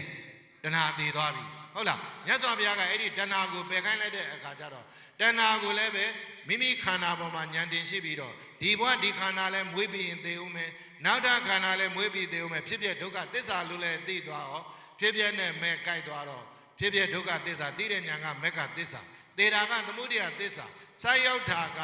និရောဓသစ္စာဆိုလဲဆိုဟောကပ္ပိနာမထေတိယဟနာဖြစ်သွားပြီမိသားရင်ဘာဖြစ်သွားဖယားနဲ့စတွေ့တုန်းကမြတ်စွာဘုရားကအမှန်တိုင်းဘယ်လိုမြင်ခိုင်းလဲယုံနဲ့နာဘယ်လိုမြင်ခိုင်းလဲသောတာပန်ဖြစ်မသွားဘူးလားအခုမြတ်စွာဘုရားတရားဆက်ဟောလိုက်တဲ့အခါဘာကိုပယ်ခိုင်းတာနောက်တစ်မျိုးပြောလိုချင်တာနောက်တစ်မျိုးပြောလောဘအဲ့တစ်မျိုးတည်းကိုပြောတာနော်အခေါ်ကွဲသွားတာဟုတ်လားတဏှာဆိုတာလိုချင်တာဒီတရားကိုကောက်တော့လောဘအဲ့ဒီတစ်လုံးကိုဘာလို့ခိုင်းလိုက်ဒါဆိုဒီလူတွေလည်းအဲ့တစ်လုံးကိုပယ်ရင်ပဲလုံးဝဟုတ်လားကင်းစင်သွားအောင်မပယ်နိုင်တော့မှငြိမ်းအောင်မလုပ်နိုင်တော့မှငြိမ်းအောင်လုပ်ပရမတ္ထဤစကားလေးကိုနော်ဘယ်လိုလဲဘာဖြစ်လို့လဲဆိုတော့မိမိခန္ဓာကရထားတဲ့ပုထုဇဉ်အနားမှာသားသမီးရှိတယ်လေစီဝါဥစ္စာတွေရှိတယ်လေအဲ့ဒီအရာတွေကိုစွန့်ခွာပြီးတော့ဘုရားလိုတော့မထွက်နိုင်ဘူးမလားထွက်နိုင်လားသိပါတယ်ခင်ဗျားတို့ရုပ်ကိုကြည်သွားပြီမထွက်နိုင်ဘူးဆိုတာဟုတ်လားမထွက်နိုင်တဲ့အတူတော့ဘုရားယဟန္တာလို့လောဘငြိမ့်သွားအောင်မလုံနိုင်တော့လဲပဲငြိမ့်အောင်တော့လို့ဘယ်လိုလုပ်อ่ะမြင်ရလိုချင်တာမြင်ရကြားတာလိုချင်တာအဲ့လိုမျိုးဗျာညာရောက်ရက်ခတ်တာကြီးမဟုတ်ဘဲနဲ့အဲ့ဒီအရာရဲ့ပုံမှာကိုကလိုချင်တဲ့စိတ်တွေ၅ခါပေါ်ရင်၃ခါလောက်၃ခါပေါ်ရင်2ခါလောက်ဆိုအဲ့ဒါဘာဖြစ်သွားလဲငြိမ်သွားတာငြိမ်အောင်လုပ်ပါများရင်နောက်ဆုံးငြိမ်မသွားဘူးလားအဲ့ဒီလိုမြတ်စွာဘုရားဟောလိုက်တဲ့တရားတော်ကိုဟောလိုက်တဲ့အခါကျတော့ဘေးသားကြီးတဏှာစားရှိတဲ့တရားတွေကိုပယ်လိုက်တော့သမုဒယသစ္စာသေးတော့ယဟန္တာဖြစ်မသွားဘူးလားယဟန္တာလည်းဖြစ်သွားရောအေးအေးဆေးဆေးဖြစ်သွားအဲ့ဒီမှာမြတ်စွာဘုရားကချစ်တာမင်းကတော့ယဟန္တာဖြစ်သွားပြီမင်းနောက်မှာအတူပါလာတဲ့ယဟန်1000ကြီးသေးတယ်ဟုတ်လားအဲ့ဒီယဟန်1000ကိုမင်းတရားဟောလို့လည်းပြောမြတ်စွာဘုရားရဲ့ခွင့်ပြုချက်နဲ့အမိနောက်ပါတန်ခါဘယ်လောက်လဲအဲ့ဒီ1000ကိုမာကပ္ပိနမထေကသူသိထားတဲ့တရားဘုရားဟောထားတဲ့တရားတွေကိုခန္ဓာ၅ပါးဖြစ်ပြဘာသစ္စာဒုက္ခသစ္စာသိတဲ့ဉာဏ်ကမေဃသစ္စာတဏှာလဲသိသွားတော့သမုဒယသစ္စာသိနိရောဓသစ္စာကိုစိုက်တယ်လို့သစ္စာ၄ပါးလဲဟောအဲ့ဒီ1000လုံးနဲ့ယဟန္တာဖြစ်သွားတယ်အဲ့ဒါတထိုင်နဲ့ပဲဘယ်လိုလဲဟဲ့တရားဝတ်တပွဲထဲမှာနော်အဲ့ဒီတပွဲထဲမှာကိုပဲမာကပ္ပိနမထေရသူယဟန္တာဖြစ်ထားတဲ့တရားတွေကိုဟောလိုက်တဲ့အခါကျတော့ဟိုတရားနာနေတဲ့ယဟန်ကပေးသားဘယ်လောက်လဲ1000လုံးယဟန္တာဖြစ်မသွားဘူးလားအဲကြောင့်မလို့မြတ်စွာဘုရားကအဲ့ဒီမာကပ္ပိနမထေကိုတန်ခါရဲ့အလယ်မှာဧတရကံဘိက္ခဝေမမတာဝကံငါဘုရားရဲ့သားတော်ဒီထဲမှာဩဝါဒပေးပြီးတော့တရားဟောတတ်တဲ့အထက်မှာမင်းဒီအတော်ဆုံးပဲဆိုပြီးတော့ဧတရဘွဲ့မပေးဘူးလားမင်းဒီတမိုးအောင်မှာတယောက်တည်းပဲမင်းရှိတယ်ဘယ်လိုလဲပြောတရားဟောကောင်းတာနော်ပိယတာဘယ်လောက်ကိုလဲဘယ်နှကြိမ်ဟောတာဘာတွေဖြစ်ကုန်လဲအရှင်မေဂိယလည်းလာပါလိမ့်မယ်အကယ်ဒမီရသွားပြီဆိုတော့ခင်ဗျားတို့လာရက်ကလူတွေကိုတထိုင်နဲ့နဲ့ဘာတွေဖြစ်ကုန်မလဲတော့မသိဘူးသောတာပန်ဖြစ်မလားသဂရာဂံဖြစ်မလားဟုတ်လားဘာကြောင့်လဲဓမ္မဂရိကဆိုတဲ့ဘွယ်ကြီးကရသွားပြီတကယ်တော်လို့ဒီဘွဲကရတာနော်အဟောတော်တယ်အပြောတော်တယ်ဟုတ်လားအနေထိုင်တော်တယ်သီလသမာဓိနဲ့ပြည့်စုံတယ်အဲ့ဒီဘွဲရတာသူဒီတဲ့ထပ်ကြိုးစားရင်နောက်တော့မဟာတဘွဲကြံသေးတယ်ဟုတ်လားဓမ္မဂရိကမှာအဲ့ဒီအမြင့်ဆုံးနှစ်ဘွဲပဲအခုသူတဘွဲရသွားပြီနော်အဲ့တော့ယခုဒီမှာတထိုင်နဲ့1000လုံးလဲရဟန္တာဖြစ်တော့ဣတရကံဘိက္ခဝေမမသာဝကံဩဝါဒပါတိမောက်ဆုံးမတဲ့နေရာမှာတထိုင်နဲ့1000ကိုရဟန္တာဖြစ်အောင်ဟောကြားနိုင်တဲ့အတွက်မင်းဒီတမိုးအောင်မှာတယောက်တည်းသောပုဂ္ဂိုလ်ဖြစ်တယ်လို့ဣတရဘွဲ့မပေးဘူးလား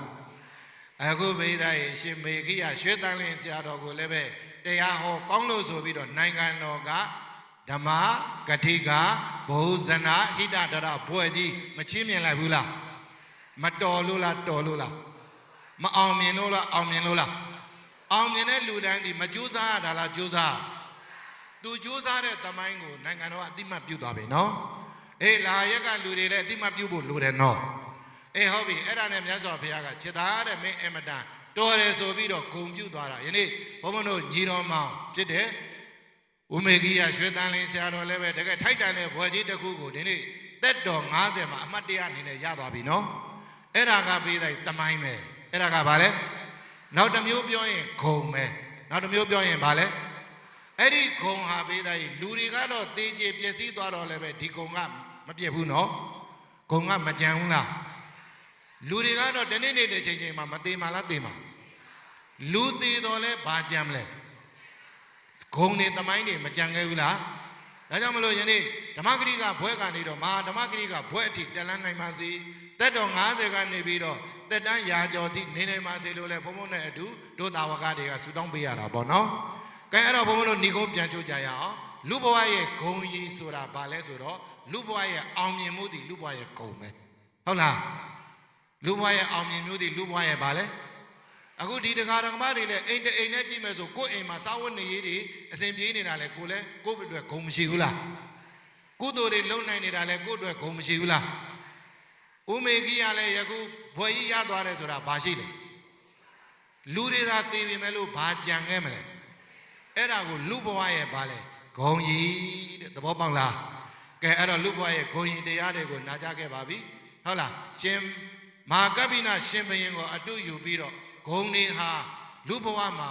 ရှိတော့မဲ့ဂုံတွေဟာဟုတ်တယ်ပြီးတဲ့အခါကျလို့ဆိုရင်ဒီဂုံတွေဟာလူသေးသွားတော့လည်းပဲဂုံဟာသာဝရတည်မြဲနိုင်တဲ့ဂုံသိက္ခာတွေရှိတယ်ဆိုတာသိပြီးတော့ဂုံတွေလည်းကြိုးစားနိုင်ကြပါစေအဲ့တော့ယနေ့ပြုတဲ့ကုသိုလ်ကောင်းမှုတွေဟာသာသနာအတွက်အကျိုးရှိတဲ့ကုသိုလ်ကောင်းမှုတွေဖြစ်ကိုလင်္ကာလေးချပြီးတော့ဘုန်းဘုန်းတို့တရားပွဲသိညာအောင်လိုက်ဆိုခန္ဓာစုကမြေဩဇာဖြစ်ခန္ဓာစုကမြေဩဇာဖြစ်ပစ္စည်းစုကအများအတွက်ဖြစ်ပစ္စည်းစုကအများအတွက်ဖြစ်ခန္ဓာကိုထပ်ခါရတာဒီသေးတာဒီမြေဩဇာမဖြစ်ဘူးလားပစ္စည်းတွေစုလို့မလူမတန်းရင်လည်းသေရင်သမားတွေအတွက်မဖြစ်ဘူးလားကုသိုလ်စုကကိုယ်အတွက်ဖြစ်ကုသိုလ်စုကကိုယ်အတွက်ဖြစ်ခန္ဓာစုကမြေဩဇာဖြစ်ပစ္စည်းစုကအများအတွက်ဖြစ်ကုသိုလ်စုကကိုယ်အတွက်ဖြစ်ဆိုကြမယ်အားလုံးခန္ဓာစုကမြေဩဇာဖြစ်ပစ္စည်းစုကအများအတွက်ဖြစ်ကုသိုလ်စုကကိုယ်အတွက်ဖြစ်အားလုံးဆို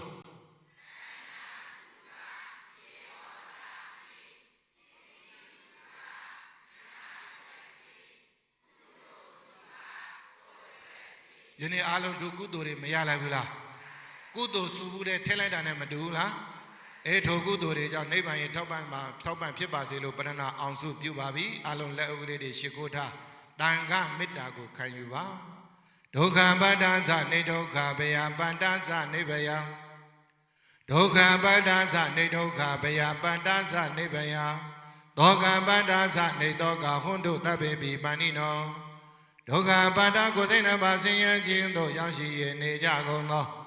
ဒါပေပြီးကျွမ်းမဲ့ဩသောအလုံးစုံဤဖြစ်ကုန်သောဘာနီတော်များလားတောင်းတတ္တဝါပေါင်းတို့သည်နေဒုက္ခသာကိုစိတ်နှပါဆင်းရဲခြင်းသည်ဟုသောဒုက္ခပေါင်းမှကင်းဝေးကြကုန်သည်ဟွန်းတို့ဖြစ်ကြပါစေကုန်သတည်းဘယပါဒယေပေမိဘေတကိုဘေဟုဆိုအပ်သောဘေးအသွဲသွဲတို့ရောက်ရှိရနေကြကုန်သောဒါပေပြီးကျွမ်းမဲ့ဩသောအလုံးစုံဤဖြစ်ကုန်သောဘာနီတော်များလားတောင်းတတ္တဝါပေါင်းတို့သည်နေဗံရာဇယေပေမိဘေတကိုဘေဟုဆိုအပ်သောဘေးအသွဲသွဲတို့မှလည်းကင်းဝေးကြကုန်သည်ဟွန်းတို့ဖြစ်ကြပါစေကုန်သတည်းသောကပတ္တဆိုရိပ်ပူဆွေးငိုကြွေးခြင်းဟုသောသောကဖြာဖြာတို့ရောက်ရှိရနေကြကုန်သောဒါပေပြီးကျွမ်းမအောင်သောအလုံးစုံသည်ဖြစ်ကုန်သောဘာနီတော်များလားတောင်းတတ္တဝါပေါင်းတို့သည်နေသောကာသဆိုရင်ပူဆွေးငိုကြွေးခြင်းဟုသောသောကဖြာဖြာတို့မှလည်းကင်းဝေးကြကုန်သည်ဟွန်းတို့ဖြစ်ကြပါစေကုန်သတည်း ဟောတော်ယခုဆိုအပ်သောသစ္စာစကားနှင့်ပွင့်လွန်အပ်သောမေတ္တာတရားတို့၏အရှင်အဝါကြောင့်ဟွန်သူယခုကဲ့သို့တက်တော်50ရွှေရတုမှာရွှေတန်လင်းဆရာတော်၏ကောင်းမှုဘက်ကိုအကြောင်းပြု၍ပေါင်းစုရပြုရောက်ကြသောခုနှစ်ရသသမီးအလူရှင်လုံးမအပေါင်းသူတော်ကောင်းတို့သည်ဟောတော်ယခုဆိုအပ်သောသစ္စာစကားနှင့်ပွင့်လွန်အပ်သောမေတ္တာတရားတို့၏အရှင်အဝါကြောင့်အချိန်မကြာကိုယ်စီကိုယ်ငါကောင်းကျိုးတရားတွေပြည့်စုံနိုင်ကြပါစေကုန်သတည်း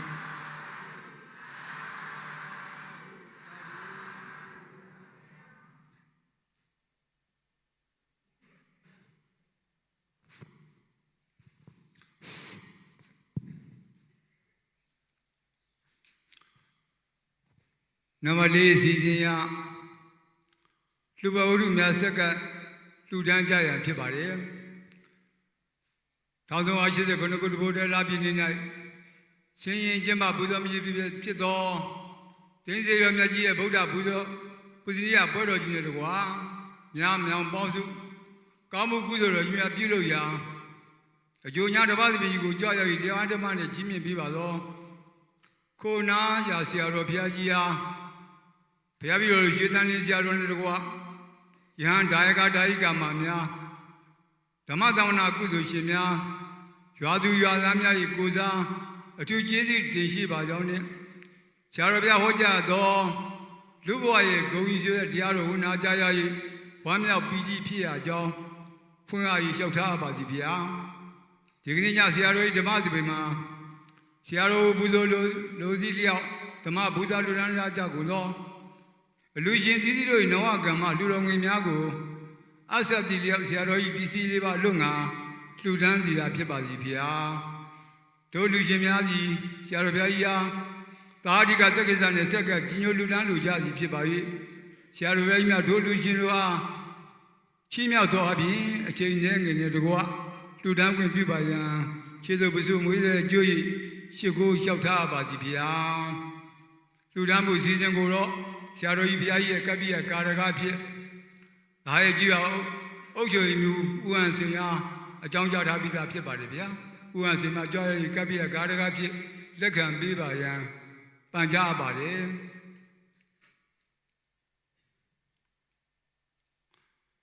လူဒန်းမှုစီစဉ်ရရွှေသန်ရင်သာသနာရိပ်သာကျေးဇူးတော်ရှင်သားရဲ့ဆရာတော်ဘုရားကြီးဗဒ္ဒနာကိစ္စနာနဲ့ခမည်းတော်ဦးတည်မေတော်တော်မြင့်တို့ဟာရည်စူး၍လာအကြောင်းပဓာနာနာယကရွှေသန်လင်းဆရာတော်ဤဓမ္မပူဇာလူတော်ငွေ10သိန်းကျပ်နှင့်ဆေးချင်းတစုံတချင်းဖြစ်ပါတယ်ဗျာဓမ္မဂရိကဆရာတော်ဘုရားကြီးဟာဆေးချင်းတချင်းကိုရွှေသန်လင်းဆရာတော်ဤကပ္ပိယကာရကဥဒ္ဒမျိုးမှဆရာတော်ဘုရားကြီးဟာသာဟတိကတက္ကိစ္စဖြင့်စက်ကပေးပါရန်လေးစားစွာပန်ကြားပါတယ်ခင်ဗျာဥဒ္ဒမျိုးစီကြွရောက်ပြီးလှူဒန်းပေးပါ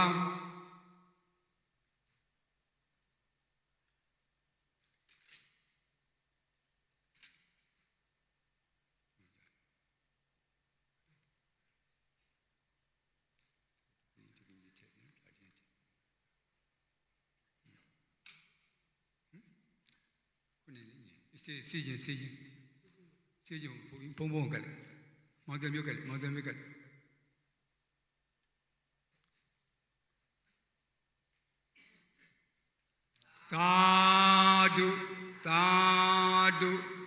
သာဓုဓမ္မပူဇာငွေ10သိန်းချက်ကိုလာကြောင်းတဲ့ဗရဏနကရွှေသန်ဆရာတော်ကြီးတပိကာရကဖြစ်တဲ့ကပ္ပိယကာရကဥဒ္ဒမျိုးမှလှူဒန်းပေးပါရန်ပန်ကြားအပ်ပါတယ်ဒီမှာညီဒီမှာ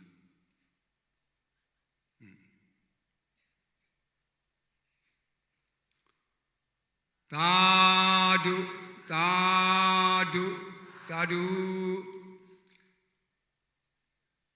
ဖခင်ဦးဒီ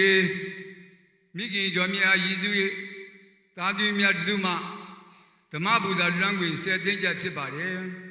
သာသမီများကြွရောက်လူဒန်းပေးပါရန်လေးစားစွာပန်ကြားပါတယ်ခင်ဗျာ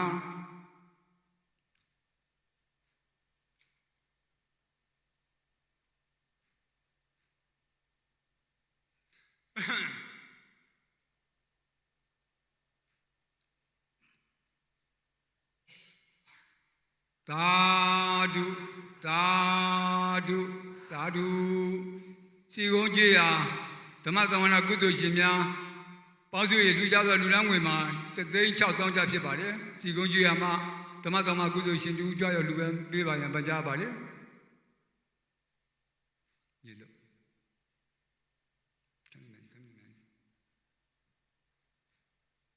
Tadu, tadu, tadu. Kia Ocho Imugan say, Tosan Najimi Zazuma, Tamabuda language, Zinja Pibare, Tosan Naji Joya Lugambi Bayan, Panjabare.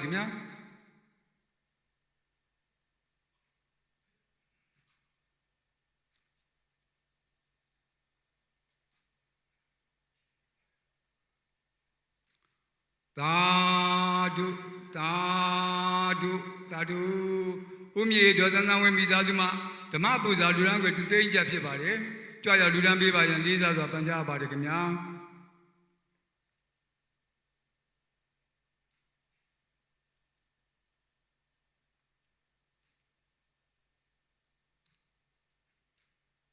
Tadu, tadu, tadu.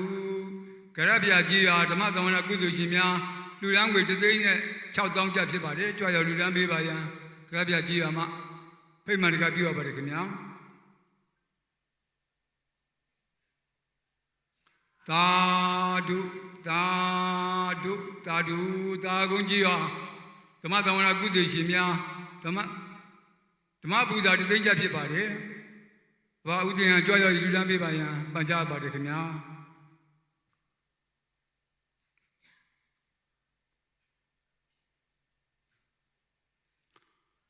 Tadu, tadu, tadu. Bagamana Yoatema, Mazamana Kudu Shimia, Ludan with the danger Pibare. Bagano Giama, Mazamana Kudu Shimia, Joya Ludan Bibaya, Panja Barikina.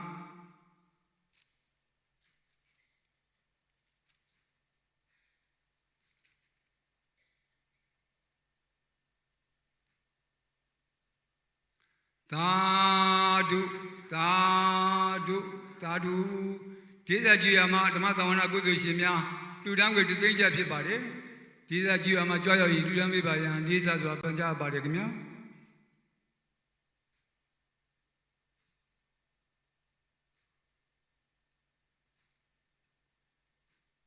Tadu, tadu, tadu. Kazami Giama, the Mazamana Kudu Shimia, Ludan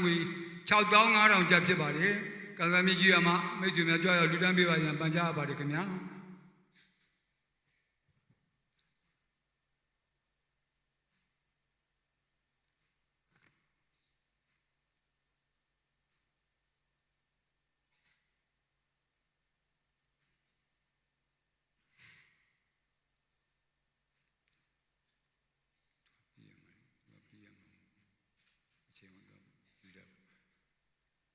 Tadu, tadu, tadu.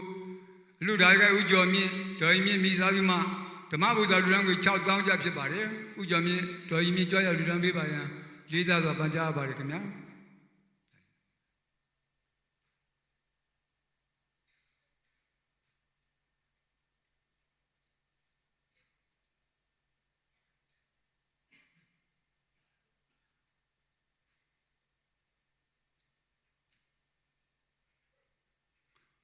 Tadu, tadu, tadu. Bigi Josami Ayizu, Tadmi Abida, Ulaman Dononedoma, Tamabuda Ludan, down Japibare, Dononedo, Joya Ludan Bibaya, Jesus of Panjabare, Josami Joya Ludan Bibaya.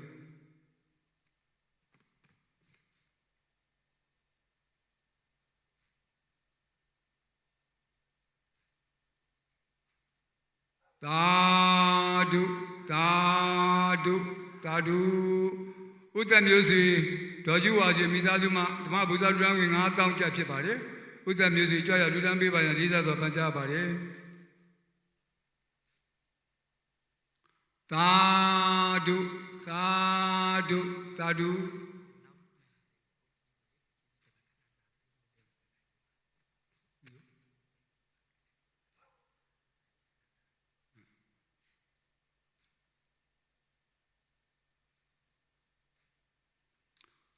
ညောင်ဝိုင်းကြီးရွာမှာဓမ္မသဝနာကုသိုလ်ရှင်များလူတန်းငွေ3,500,000ကျော်ဖြစ်ပါတယ်ဆရာဦးအောင်မြတ်မှာကြောက်ရလူတန်းပေးပါရန်လေးစားစွာပန်ကြားပါတယ်ခင်ဗျာညောင်ဝိုင်းကြီးရွာမှာ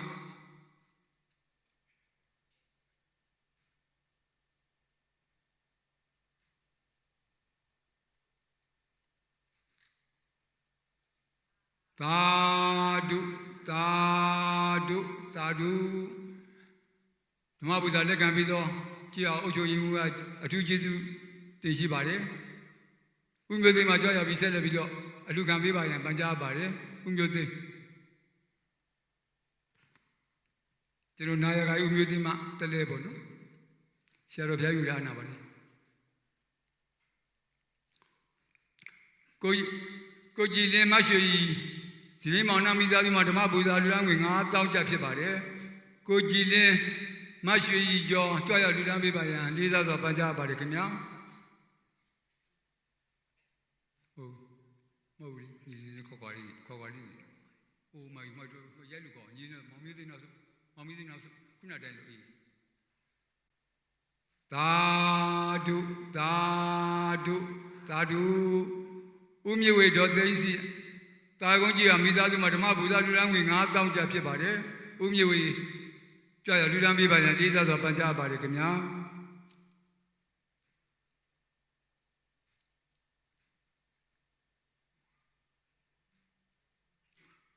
သာဓုသာဓုသာဓုလူဒါယကဥမြင့်ကျန်ကျော်စီတာဥမိသားစုမှာဓမ္မပူဇာလူတန်းငွေ9,000ကျပ်ဖြစ်ပါတယ်ဥမြင့်ကျန်ကျော်စီတာဥကြွရလူတန်းပေးပါရန်လေးစားစွာပန်ကြားအပ်ပါတယ်ခင်ဗျာ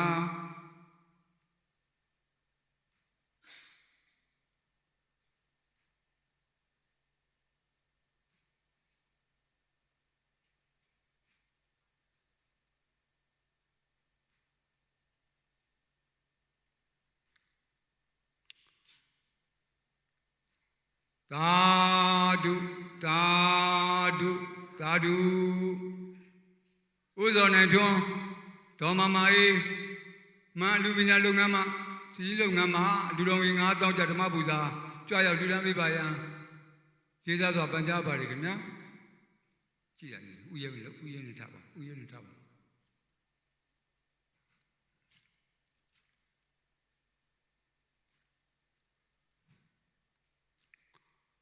သာ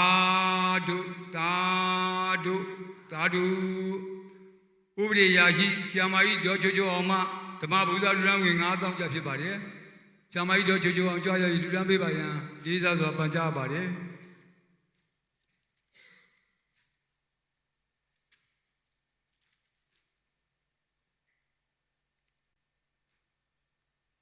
သာ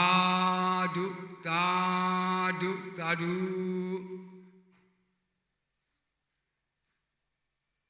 ဓမ္မသဝနာကုသိုလ်ရှင်များပို့ဆောင်ရေးဖွဲ့မှာဓမ္မပူဇာလူတန်းငွေ3,500,000ကျပ်ဖြစ်ပါတယ်ဓမ္မမာကတရားပို့ဆောင်ရေးဓမ္မသဝနာကုသိုလ်ရှင်များပို့ဆောင်ရေးဖွဲ့မှာကြွရောက်ရေးလူတန်းပေးပါရန်လေးစားစွာဖြင့်ပန်ကြားပါတယ်ခင်ဗျာဓမ္မသဝနာကုသိုလ်ရှင်များပို့ဆောင်ပြီးတဲ့ကားအလူရှင်ကြွရောက်လူတန်းပေးပါ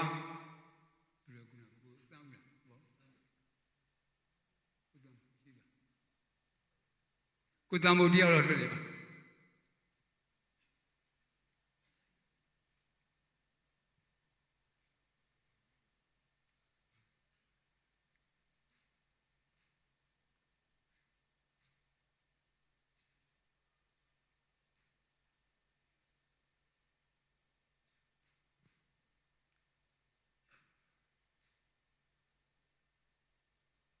သာ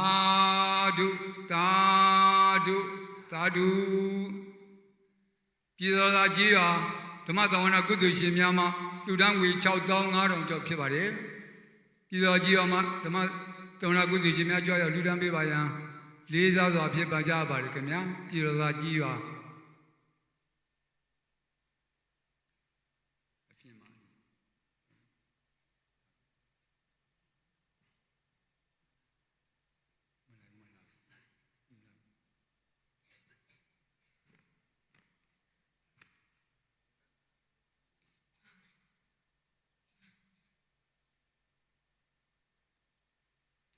သာဓုသာဓုသာဓုဆရာတော်ဘုရားကြီးရဲ့ကပ္ပိယဂါရဖြစ်ဆောင်ရွက်ပေးသောဥမျိုးသိရနာဂိုင်းဥမျိုးသိရအထူးကျေးဇူးတင်ရှိပါတယ်ဟုတ်ရှိတယ်ဟုတ်တယ်ဒီကနေ့ဓမ္မသဝနာကုသိုလ်ရှင်များပေါင်းစုပြီးတော့ရရှိသောငွေအား19,200,000ကျပ်ကိုနာဂိုင်းဥကျော်ကြီးမှာကြွရောက်လူရန်ပေးပါရန်လေးစားစွာဖြင့်ပန်ကြားပါတယ်ခင်ဗျာမောင်မျိုးစင်လည်းလူကံပြောပြီးသွားရအောင်မမိပါဘူးသာဓုသာဓုသာဓုဒီကနေ့မြို့ဘာသာသံဃာတော်ကြီးအတွက်တခဲနဲ့ချီးမြှောက်ကြကုန်သောအားပေးကြကုန်သောတရားနာကြကုန်သောအရက်လေးမျက်နှာမှာဓမ္မသဝနာကုသိုလ်ရှင်တို့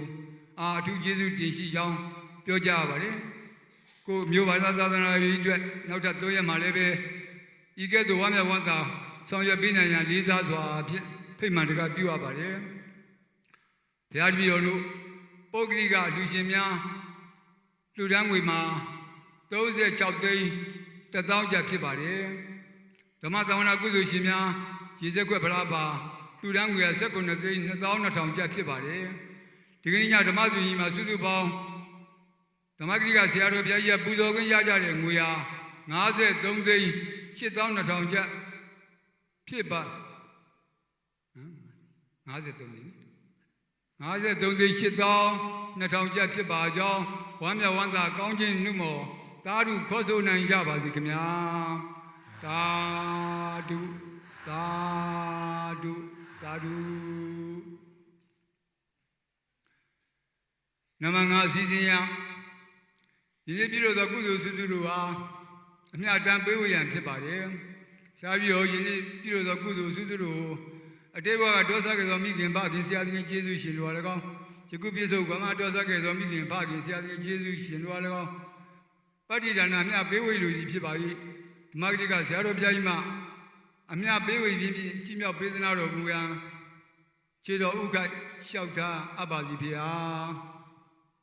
ရေစက်ခွက်ကံမှုရေစက်ကံမှုရေစက်ချကြမှာဖြစ်တယ်မှန်ပါဗျာတန်လျင်မျိုးကရှိကြတဲ့ဓမ္မမောင်နှမတွေချီကျူးစကားလေးတစ်ခုပြောပါမယ်နော်တချို့ကအခုလိုဓမ္မပူဇာကတ်တဲ့ချိန်ဆိုရင်နော်1ယောက်စာ2ယောက်စာအဲ့လိုမျိုးပြန်ကုန်ကြတယ်အခုလုံးဝမပြန်ဘူးနော်မှန်ပါဗျာအားလုံးမုဒိတာပွားနေကြတာကျေးဇူးတင်တယ်အားလုံးနော်အဲ့ဒီလိုဒါဟာရွှေတန်လင်းဆရာတော်ရဲ့လမ်းညွှန်ချက်တွေနဲ့မျိုးဘာသာသာသနာကြီးညိုတဲ့ပုဂ္ဂိုလ်တွေလို့ဒီလိုသတ်မှတ်ပါတယ်တချို့ကလှူဒါန်းမှုတွေများရင်တချို့ပြန်ကုန်ကြတယ်ခုနာထပြန်ဒီနေရာထပြန်တယ်အဲ့လိုမျိုးတွေများသောအားဖြင့်တွေ့ရတယ်အခုအဲ့လိုမဟုတ်ဘဲနဲ့ငြိမ်ပြီးတော့သာဓုတွေခေါ်လာသာဓုခေါ်ခြင်းဒီလည်းပဲထပ်တူရပါစေနော်ကဲအဲ့တော့ယနေ့ဘုန်းဘုန်းတို့လူဒန်းမှု53သိန်းမှဘုန်းဘုန်းညီတော်မောင်ကို3သိန်းမုံဖို့ပြန်ပေးခဲ့ပါတယ်သူသာသနာပြုခိအတွက်သူ3ညံ3ပေါ့အဲ့တော့ယနေ့လူဒန်းတဲ့ကောင်းမှုဟာရွှေတန်းလင်းဆရာတော်ဘုရားဤခမည်းတော်ဥတင်အေးမေတော်တော်မြင့်တို့မတ္တိလူဒန်းပြီးတော့9ရက်သားသမီးပေါင်းစုရလူဒန်းအတော်ကောင်းမှုကို30ပုံကြအောင်ရေစက်သွန်းချအမြပေးဝေကြစို့ကဲအားလုံးရေစက်ခွက်တွေကဲကျန်တဲ့ပုဂ္ဂိုလ်တွေကအာယုံပြုတ်ပြီးတော့လိုက်ဆိုအတူတကွရေစက်ချသလိုပါပဲအဲ့ဒါလေးကိုဘုန်းဘုန်းတို့ဝမ်းမြောက်ဝမ်းသာသာဓုခေါ်ဖို့အတွက်အမြတ်တမ်းပေးဝေပါမယ်ပြီးရင်ဘုန်းဘုန်းတို့ဒီကိုအောင်ကောင်းလာဟုတ်လားရက်ကွေးရေးဖွဲ့နော်မင်းတို့ဖွဲ့ line မှာနာမည်ကြည့်ပါပြီးရင်ဘုန်းဘုန်းနဲ့ခဏလာတွေ့မင်းတို့ဖွဲ့နည်းနည်းလေးဘုန်းပွဲပေးကြလေးတခုရှိတတိယလို့ပြောလိုက်တာအဲအားလုံးရေစက်ချကြမယ်အာယုံပြုတာလိုက်ဆိုဣဒံမေပုံညာဘောဓိညာဏတ္တပစ္စယောဟောတုတပိတော်တို့သည်ကံကို၎င်း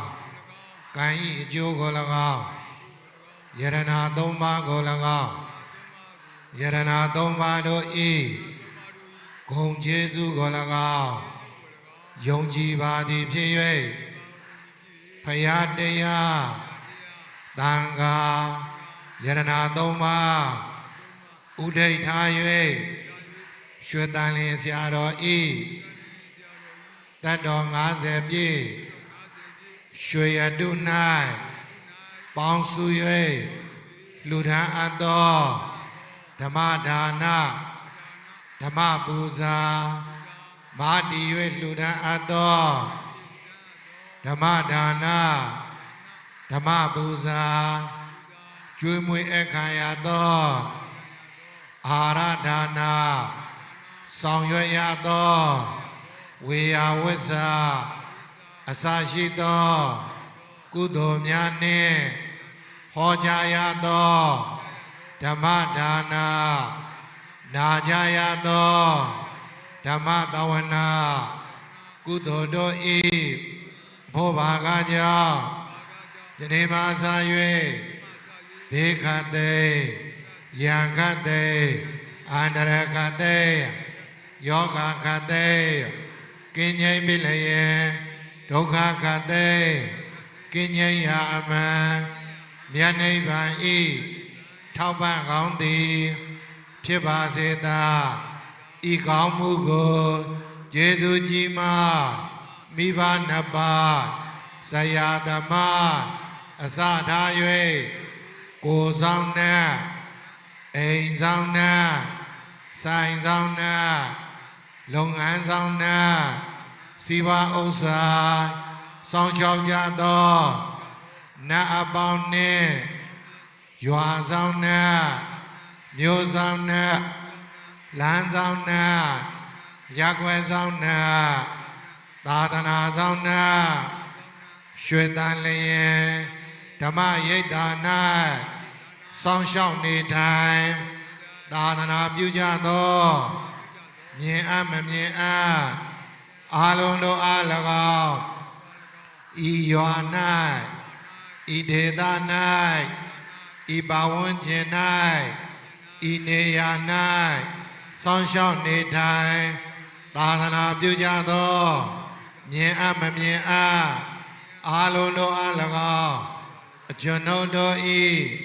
ကုသိုလ်ကိုမျှော်လင့်နေသောမကြုံမလွတ်သောဝိနည်းအာလုံးတို့အား၎င်းယနေ့ယခုပြုပြုသမျှကုသိုလ်စုစုကိုအမြမေတ္တာဘေးဝေပါ၏အမြရ၍ကုသိုလ်ရ၍32ဘုံဝိနည်းအပေါင်းအကျွန်ုပ်တို့နှင့်ထထူးညီမြအမြရ၍ထထူးညီမြကုသိုလ်ရ၍ကိုယ်စိတ်နှပြကျမ်းမာချမ်းသာဝမ်းသာကြသည်ဖြစ်ကြပါစေသောကုသိုလ်အမြယူတော်မူကြပါကုန်လောသာဓုသာဓုသာဓုကုသိုလ်အမြယူတော်မူကြပါကုန်လောသာဓုသာဓုသာဓုကုသိုလ်အမြယူတော်မူကြပါကုန်လောသာဓုသာဓုသာဓုဓမ္မသဘင်အောင်မြင်ပါပြီသစ္စာဒိဋ္ဌံပြုပေးပါမယ်အာယုန်လေးပြုထားမြတ်စွာဘုရားဟောကြားခဲ့သောတရားတော်များကိုရွေတန်လျင်ဆရာတော်ဥမေခိယဤတက်တော်50ပြည့်ရွှေရတု၌ကျင်းပသောကုသိုလ်ပွဲ၌မြတ်စွာဘုရားဟောကြားအပ်သောတရားတော်များတို့ကိုဟောကြားခြင်းနာကြားခြင်းပြုလုပ်သည်မှာမှန်ကန်ပါ၏ဤမှန်ကန်သောသစ္စာတရားကြောင့်ဟောတုနာသူအလုံးတထန္တရကလက်နဲ့မျိုးစုံပြီးယောဂန္တရကယောဂမျိုးစုံပြီးဒုဗိခန္တရကငတ်မောခေါင်းပါသောဘေးကြီးသုံးပါးမှလွတ်၍တဘာဝဘေးဒုက္ခအပေါင်းမှလွတ်မြောက်ကလမ်းလမ်းများတာ၍ပြန်လမ်းများပြောင်းမြရပါစေစင်းရဲနဲ့ငရဲကင်း၍ဒီဘဝတန်တရာအေးချမ်းတဲ့မိသားစုတွေအလုံးပဲဖြစ်ကြပါစေ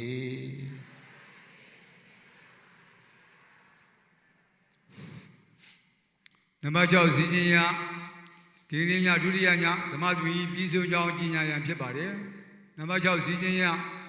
ဒီနေ့ညဓမ္မသမီးကြီးအောင်မြင်စွာပြီးဆုံးပြီးဖြစ်၍ဗုဒ္ဓသာသနာစီကံတေတု3ကြိမ်ရည်စုဆုတောင်းကြွေးကြော်ပေးပါရန်လေးစားစွာပန်ကြားပါစီခင်ဗျာဗုဒ္ဓသာသနာရှိလံဒိဋ္ဌတုဗ ဗုဒ္ဓသာသနာစိလံဒိဋ္ဌတုဗုဒ္ဓသာသနာစိလံဒိဋ္ဌတုသာဓုသာဓုသာဓုဓမ္မခုနှစ်စီစဉ်ရဓမ္မဂရိကဆရာတော်ဘုရားကြီးဟာဓမ္မသနာပလင်ပွေမှဝိဟာရကျောင်းတော်သို့